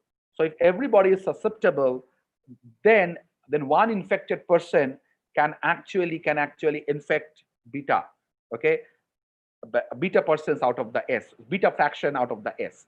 So it's beta S, and then if we have I infected person, then it is I multiplied by beta S. So this is a type of compartment model, also told as the flow model, which starts with the initial bucket which is susceptible, and from the susceptible bucket, beta Si, again I told why it is beta Si, each infected person can probably infect beta fraction of the entire population. So it is beta S for one infected person. So for I infected person, it will be I into beta S. So it is beta Si. So beta Si is the flow which goes to the infected bucket. Okay, infected compartment. And from the infected compartment, due to recovery, we will take it in a positive case, but also people have marked this as with the death also. So either recovered or death, the amount of that from the infected person, a certain fraction of that has recovered, right? So that goes to R, right? And that is the so actually though we tell R is a recovered, so that R is actually the recovery delay. So which means that suppose a person gets infected, okay, that means what is the time it takes to get recovered. So you see that what happens is that if we have a faster recovery, so your R is small, right? So your fraction, so your I multiplied by 1 by R becomes large. So if your time of recovery is small, then you have more recovered person out of the infected person, and that actually makes you a larger rate of recovery from the susceptible persons, and that makes the scenario better for you. If you have a large time of recovery, which means that 1 by R is pretty small, and then I multiplied by 1 by R is also pretty small, right? And then what happens? You have more person in the I, because I by R is the outflow and beta Si is the inflow. So more beta increases, it's a more infected person increases, and your recovery is less, will also hold those infected persons more in the infected bucket and will not push them to the outflow to the removed bucket. And so your infected bucket gets larger and larger, and that's what is the case of infection. Infection grows. That is the basis of how the number of infected person grows. So to have an infected person, we have to have two policies. One policy is that beta should be low. So to lower the beta, we have to maintain social distancing, and we can go for occasional lockdowns. And to also to have a faster recovery rate. So faster recovery rate will actually make always the bucket of infection smaller. So to make a bucket of infection smaller, these two terms you need to take care. And you have to put the machineries, the actions, okay, the social actions, the medical actions, all the sort of actions to be taken so that you can do this. Okay. So this is the philosophy. This is so fundamental model, but this fundamental model can pretty well explain what we are trying to understand out of the epidemic data. So these are the derivatives. I'm not going details of the maths here, but you can just simply find out the derivatives of the flow function. It's a differential equation for model. It defines a flow function, and this flow function actually defines a gradient. And based on the gradient, we can predict that how good or how bad is your scenario in a particular region or a particular country. So this is how it works out. So different types of scenarios are being taken with the particular type of data, and this is a very well good. That was a very important analysis being done by Ian Huet of University of Oxford, which actually shows that how the values of the beta actually, which is the transmission rate, okay, or reproduction rate also. That means the effective reproduction rate influences the infected fraction. Okay. Now I will go to the next modified scenario of this. So the next modified scenario is SEIR. Okay, from the fundamental SIR, which was 1927. In 2002, it was proposed by Binstead and Fangsted, the group from Germany, okay, who has published this in ecological monograph in 2002, where they have established SEIR models. So the only term what they put here is the E, which is called the exposed individuals. So the difference between infected and exposed is that the exposed individuals are still in the latent state. Okay, that means though they have been exposed, but they are not being infected yet. So they don't have, either they're asymptomatic or they doesn't have that, though they are exposed, but they're not being infected due to their own immunity. So if you see that if you're infectious, if your exposed becomes exposed becomes high, but from the exposed to infection becomes low, that is also a good thing to control. So though you are exposed, but due to some reason your infection exposed to infection, because all exposed are not infected. Exposed are everybody which are exposed. That means they have been exposed to the infected person. So susceptible to exposed is the flow, because these persons have been exposed to the infected person, so they are exposed. But out of this exposed person, a fraction only goes to actual infected because they show the signs of infection, right? Others are either asymptomatic, or they are not infected at all due to their own internal immunity. So this model is a more realistic model, in the sense that this is actually realistic what is happening, and this considers the case of asymptomatic stuff. So if you have more asymptomatic patients, your I will reduce because your I, the flow of I, is from the exposed. So sigma is the fraction of exposed which actually gets infected, right? And rest all are exposed but not infected, either asymptomatic or. And then there is also recovery rate gamma. So the same thing works out, only I push a block which is actually exposed. Now this is also another issue what I have shown. This is called SEIRS. Though if you are working with SEIR, you don't put this feedback. but there is another model which is called SEIRS, and there is a little bit controversy here, which tells that whether a recovered person can again be susceptible. Whether a recovered person can again be susceptible. The logic here is that one logic tells that a recovered person has the antibodies, so they are already immune, so they cannot be susceptible. So you neglect it from susceptible.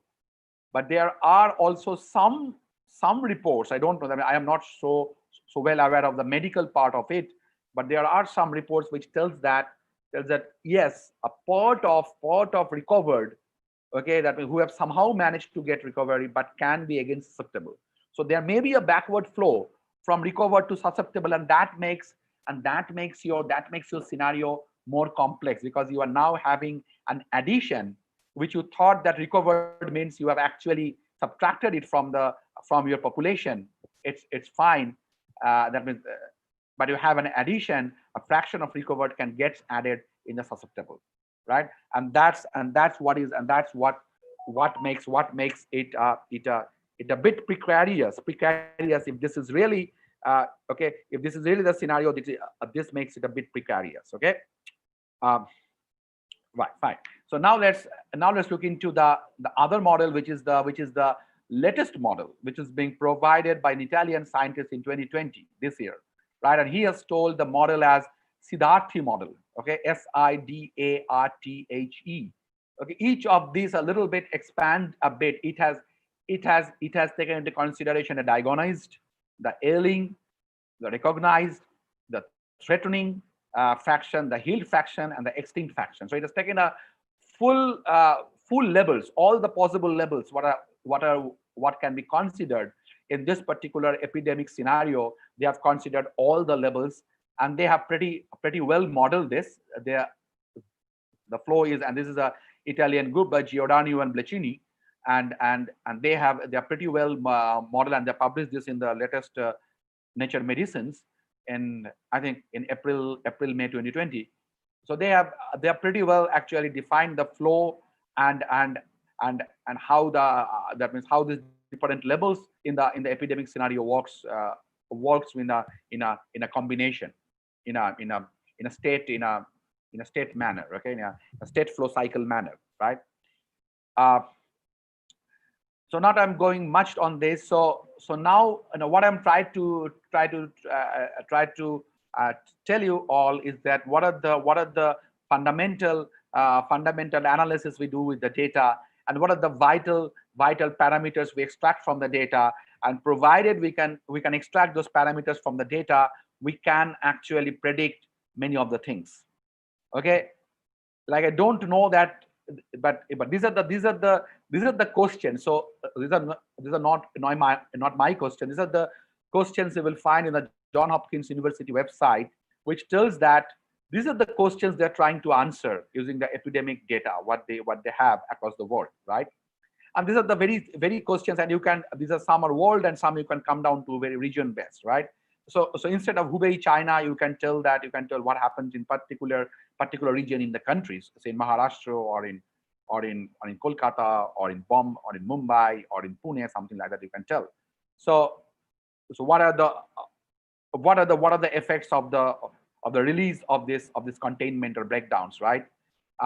Where are the COVID-19 cases are increasing? That means what are the reasons for the growing of the outbreak, and what are the mortality? How far the curve was flattened? So these are all the analysis which are being normally being taken care, and we try to answer all this. Okay. Now we try to tell that now what we can do, right? What is our role, and how best we can contribute in this domain. So the way that it is obviously my that means so a sort of my study or my suggestion to all of you. You can agree or disagree, but these are some of the pillars, or these are some of the premises on which you can actually work upon to enrich this field of data science in this particular COVID-19 scenario. So it is something that you have a lot of repositories that are available. Obviously, I have mentioned Johns Hopkins, but you have a lot of other repositories also. Okay, you have to first understand the data sets. It is not that Okay, that means, hey, I have got a data, and just I try just I train some model using the data. Okay, that means, and then what outcome I get, based on the outcome I will try to interpret it. It's not like that. You have to first interpret your data, and you have to try to find out that what I will try to study the data, and you have to find out that what I am actually trying to do with this data. So it is something that you have to import and understand the data set. Without understanding the data set, my suggestion is that don't jump into solving a problem, right? And that means after you have understood that. So there is, first of all, the data sources are there. You have to identify the data sources first. Then you have to understand the data sets which are the data sources are giving you. Then you have to try some of the statistical analysis techniques to understand what has been presented to you, the statistical parameters, what has been presented to you. What are that means which part of our data helps you, which part of our data doesn't help you. Okay, so these are the things. And also it can have a drill down type of analysis. That means, okay, it's a large amount of data, so let's focus on time wise. Let us focus on spatial domains, like the countries, the regions, right? And that's the way analysis you do, because if you do a holistic analysis of COVID data around the world, it doesn't mean you nothing, right? Actually one of the people in the industry told me that the COVID analysis of a state in a country is equivalent to a COVID analysis, that means of a country in Europe. So it is not that you do a COVID analysis of a state X in our country and a COVID analysis of state Y in a country and try to tell that, okay, they are in the same form. No, it might not be, because the countries are the states of our country are so large that you have to go into that level. In that scenario, the data coming from that state, and to analyze and to predict the scenarios there. So the depth and the effect of the parameters you have to understand by doing a lot of analysis on the data, either time series analysis or some sort of stochastic analysis or some sort of regression, a very basic regression, or maybe cluster analysis. So whatever all form of analysis you want to do, you can try to do, and try to get the insights of the data. Okay, try to get the insights of the data. Once you get the insights of the data, okay, then the final phase of action. So the final phase of action is that you know that what you can do with this data, what are the things that have been revealed in the data. Now you have to build up the model which can work with the unknown data, the data which will be coming for the next 6 months. Okay, whether you can build models so that the predictions based on those data can be done.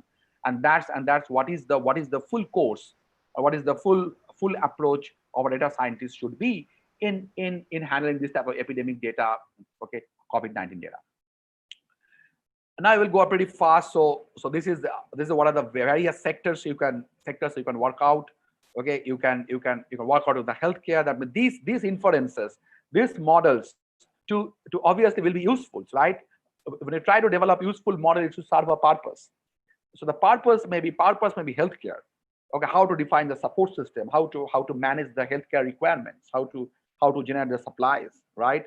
Mobility and proximity. That means how you restrict the people from movement, whether you start the buses, whether you start the trains, or you do it in an intermediate way, or okay, what's the form? Okay, that means early detection. Who are the high risks? Who needs to be protected well? Okay, that means for whom something can be opened or something can be closed, some sort of thing, right? And then obviously there are some that means what are the crucial factors which spreads the disease, whether we can directly identify those latent factors and can just try to control them.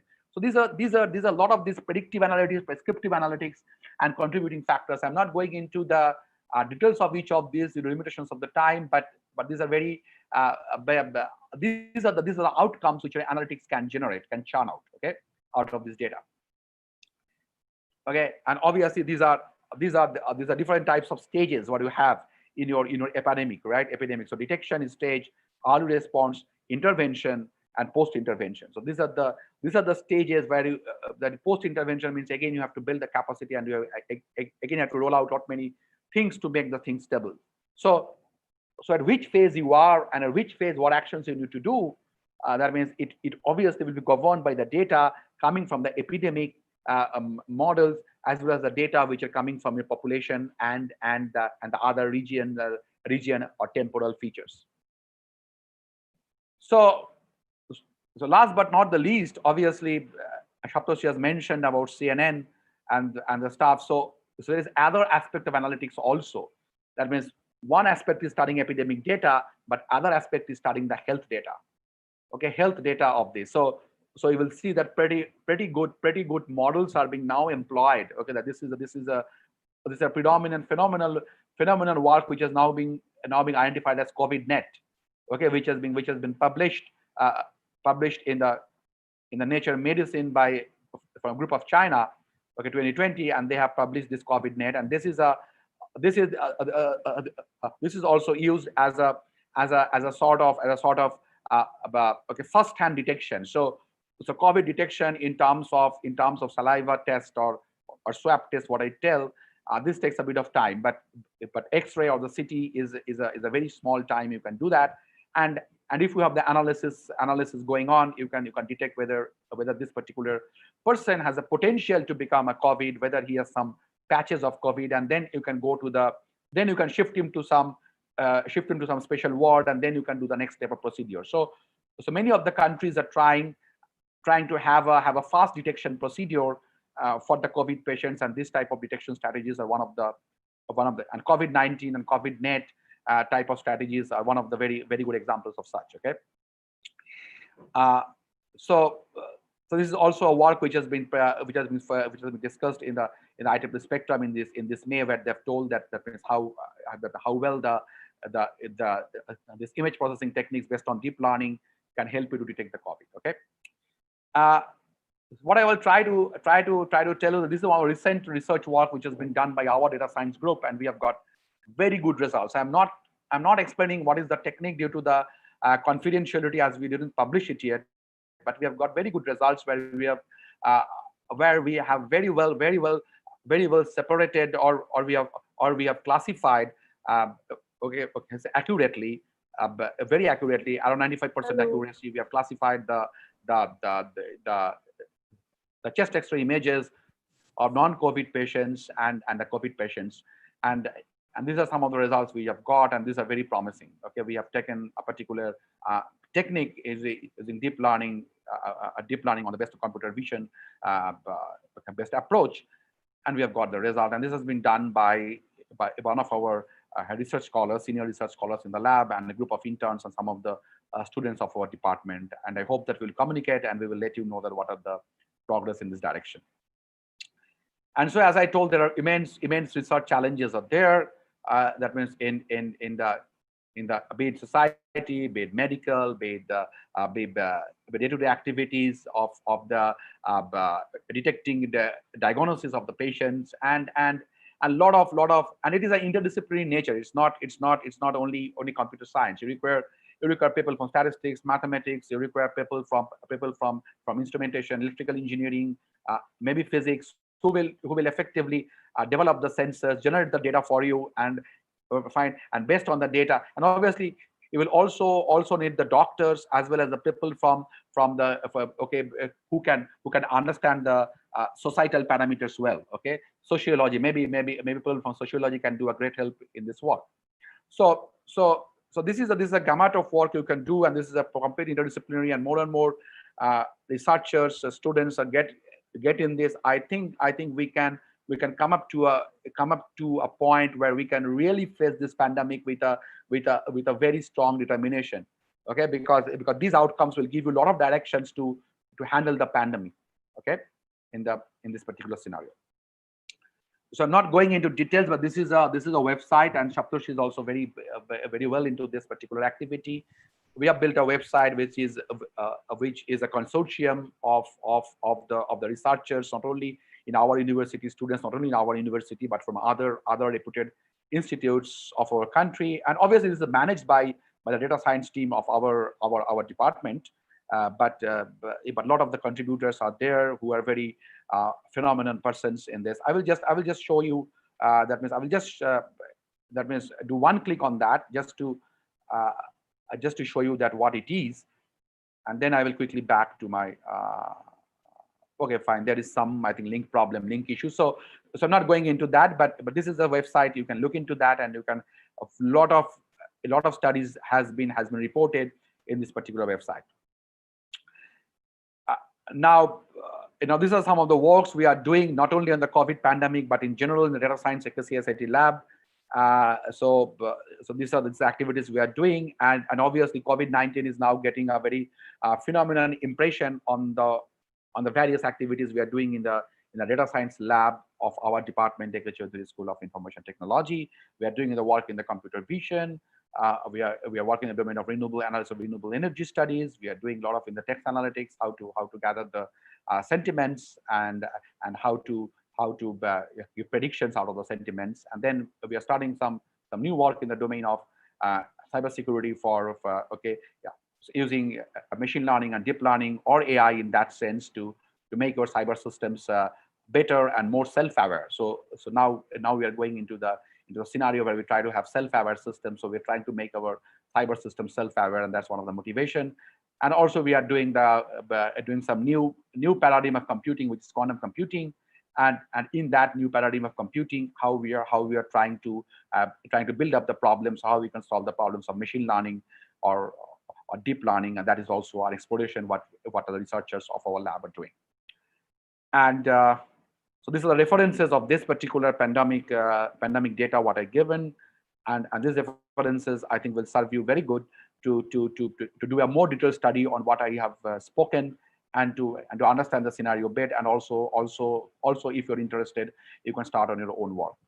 So last but not the least, I will just tell all of you that this is a data science conference where myself and Dr. Saptarshi is also very well connected, and Saptarshi is the general chair of this conference in this year, and we are hosting it in Kolkata this year. We thought we still plan it to host it in Science City, but we don't know whether we can at all host it because it's January's third week.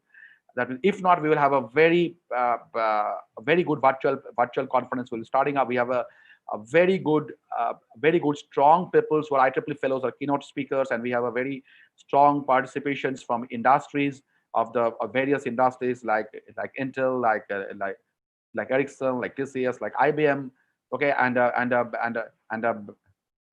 large number of industry partners are there who will support us, and for the students and for the researchers. And for the researcher, this is the papers which will be accepted will be published in the Springer book chapter, and that's a very quality publication that comes in the Scopus Web of Science. Our conference proceedings has been listed for the last few years. So this conference takes a lot of tracks like machine learning, data management, data storage, enabling technology, and thinking of the COVID scenario. We have put one track which is data science techniques for handling the epidemic and pandemic scenario. And that's all from my end. Thank you all. So if you have any questions, I will be fine to answer that. Thank you, Dr. Chakraborty, for this nice representation. And I guess everybody, like myself, enjoyed it thoroughly. And yes, it's a huge data, and obviously, at least I need to have some time to digest all of this. So if anybody has any question, please, you can place the question in the chat box rather than asking it in the microphone. You can please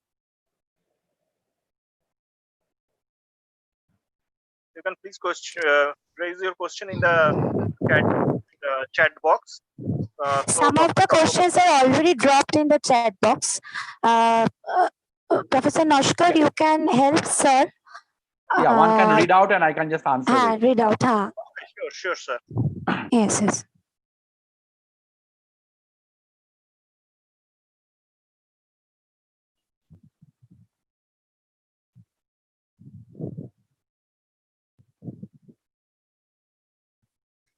Professor Noshkar, please read out the question. Actually, I don't know why I can't see the Okay, I am seeing some of the. Shall I start? Yes, yes, sir. Of course. Okay. There's more of feedback. Sir, may I, sir, may I help you? Sure. Please. Yes. Yeah, sure. Yes. First question from Ashish Kumar Shamanto. It's a technical question. In the post stage, whether data science would be affected due to political relation in between India, China, and President of Trump. I will be not a very good person to answer that because I don't have much experience in political science on this topic. But what I can tell is that this is the time where people should unite, and people should work in a very united way to pandemic, because pandemic is not global, it's not local, it's a global scenario. So people should more join hands in this scenario, and it is very disturbing that the things are not in a very positive mood between the countries. And in this pandemic scenario, I think it is really making the things more what I can say, more difficult for all of us. It should be that we should all be in a harmony, all the countries that are world in a harmony, and should just leave their differences and try to work in the same path of eradicating this particular disease. But obviously this will create hindrance. That means if we have differences, if we try to fight with one another, this will hindrance, and this will actually take your major action which needs to be done.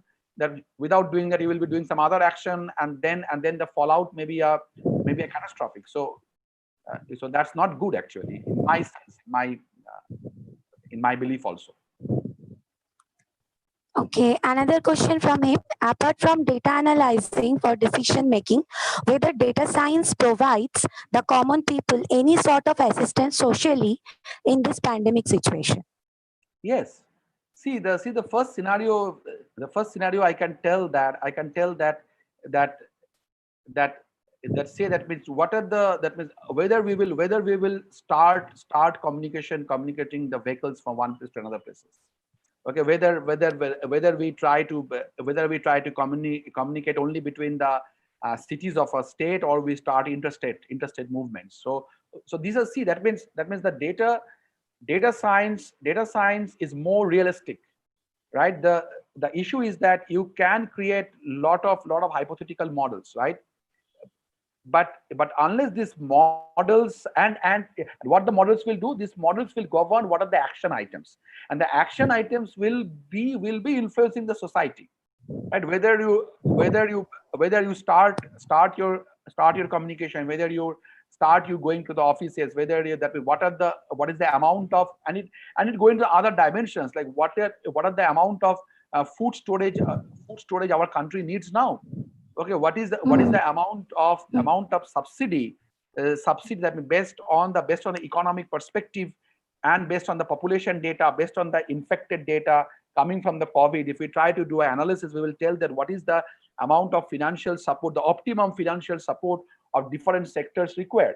So this all can be well, that means well predicted by your data science. And data science we have to believe, because data science are not only models. These models are not hypothetical models.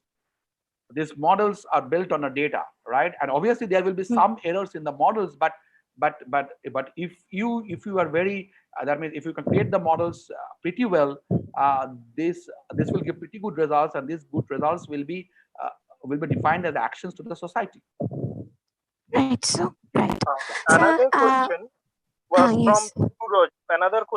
from Mr. Biru Rojo.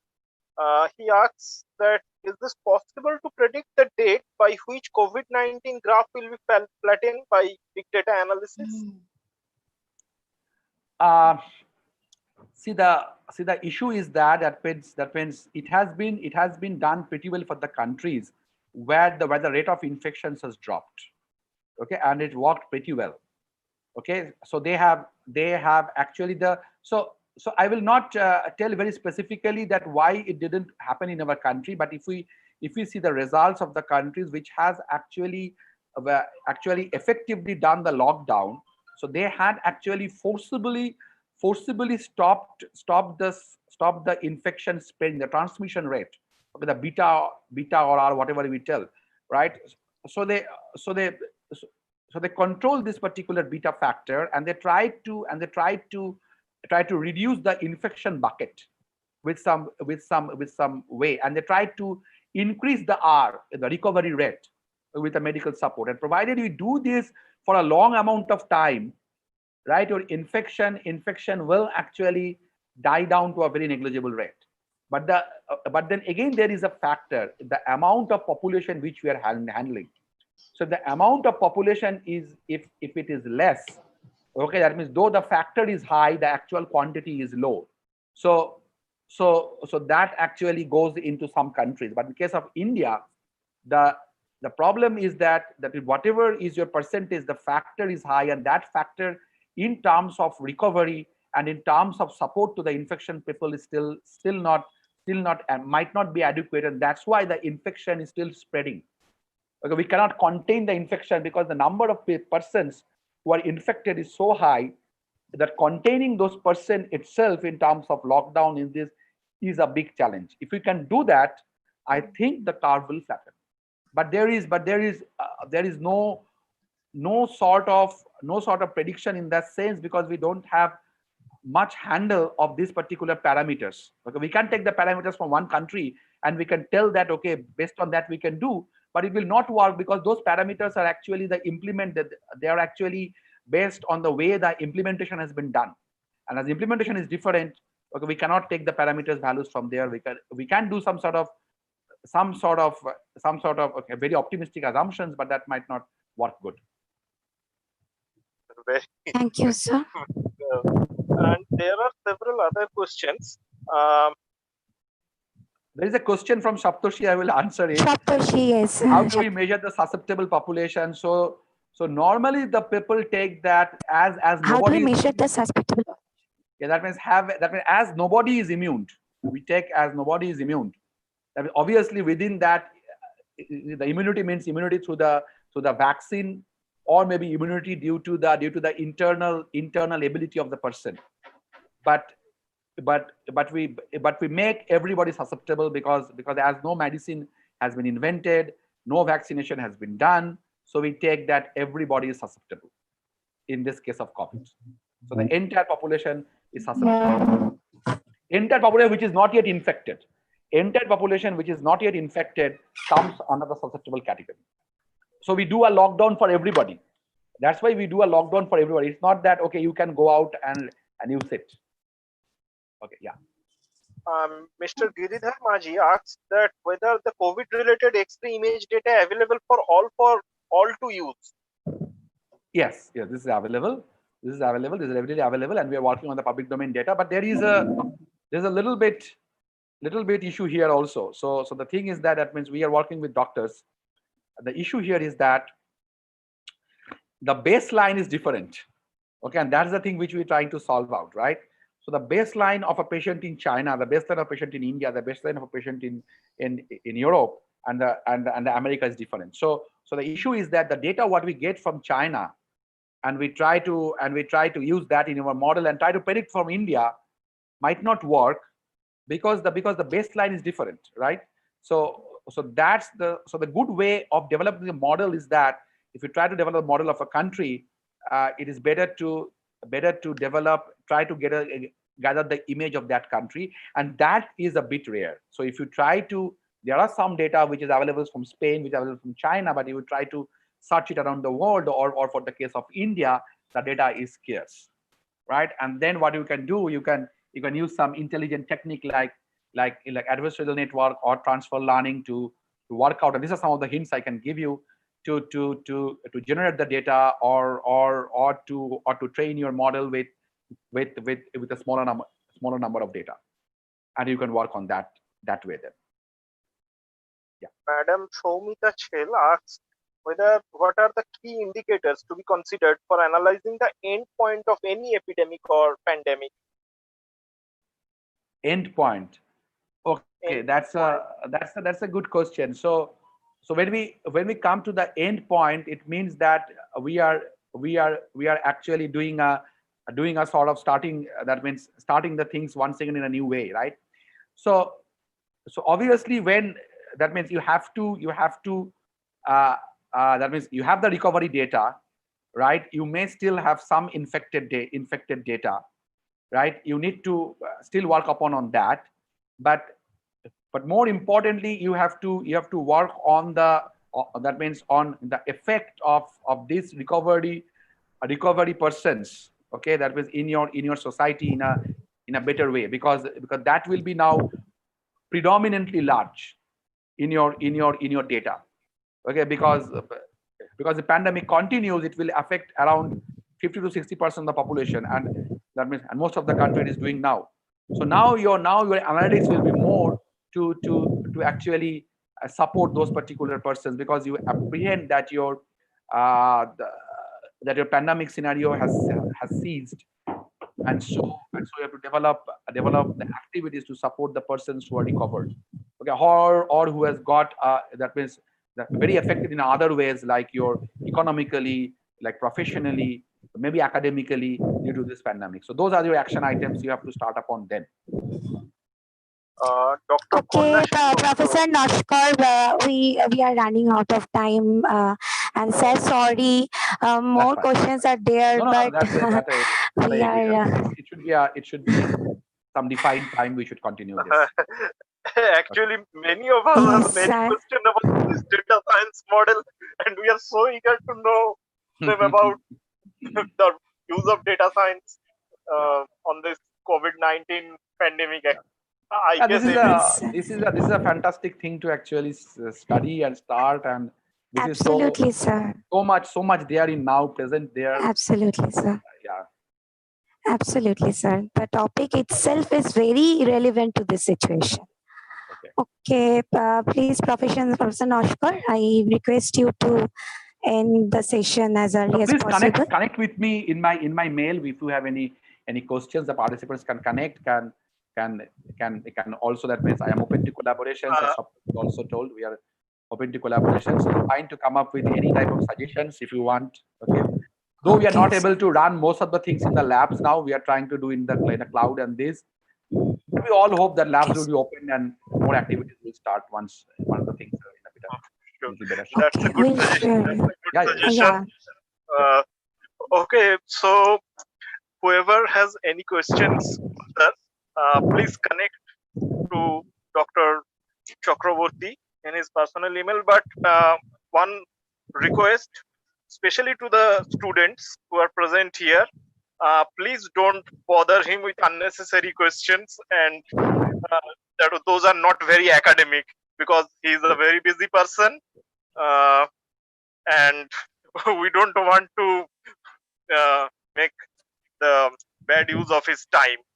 So I will now request our head of the department, Professor Dipanita Chakraborty Bhattacharya, vote of thanks. Professor Bhattacharya, please.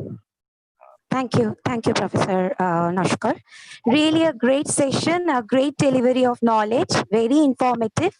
We are enriched, sir. This topic itself relevant for the situation, and we gather the proper information in proper time. Firstly, I want to thank Professor Chakraborty, our sir in post-graduation days, and Dr. Goswami for their presence and giving us such a good idea on these topics. Dr. Goswami is also an enthusiastic researcher, passionate for his work, encouraged me a lot to plan this session. From their busy schedule, they give us time and enrich us. Then I want to thank our authority, our principal madam, for inspiring us to arrange this type of webinar. Next, I want to mention the name of KK sir, Dr. Kamal Kanti Shom, our IQAC coordinator. Sir helped us a lot to present this webinar. Without him, the official procedure cannot be completed successfully. I want to thank all the participants for their patience, cooperation, and active participation. Like to thank our TCS Madam, Dr. Amita Kaur, for her support, and the persons without whom I cannot think to organize this webinar, my departmental colleagues, immense support from their side, and last but not the least, Brain Dobbs and Akash Babu for their all through technical support. Thanks a lot, everybody. By this, I'm ending the session. Goodbye, stay safe, and have great days ahead. Thank you. Thank you all. Bye bye. Thank you all. Bye. Thank you. Thank you. Complete.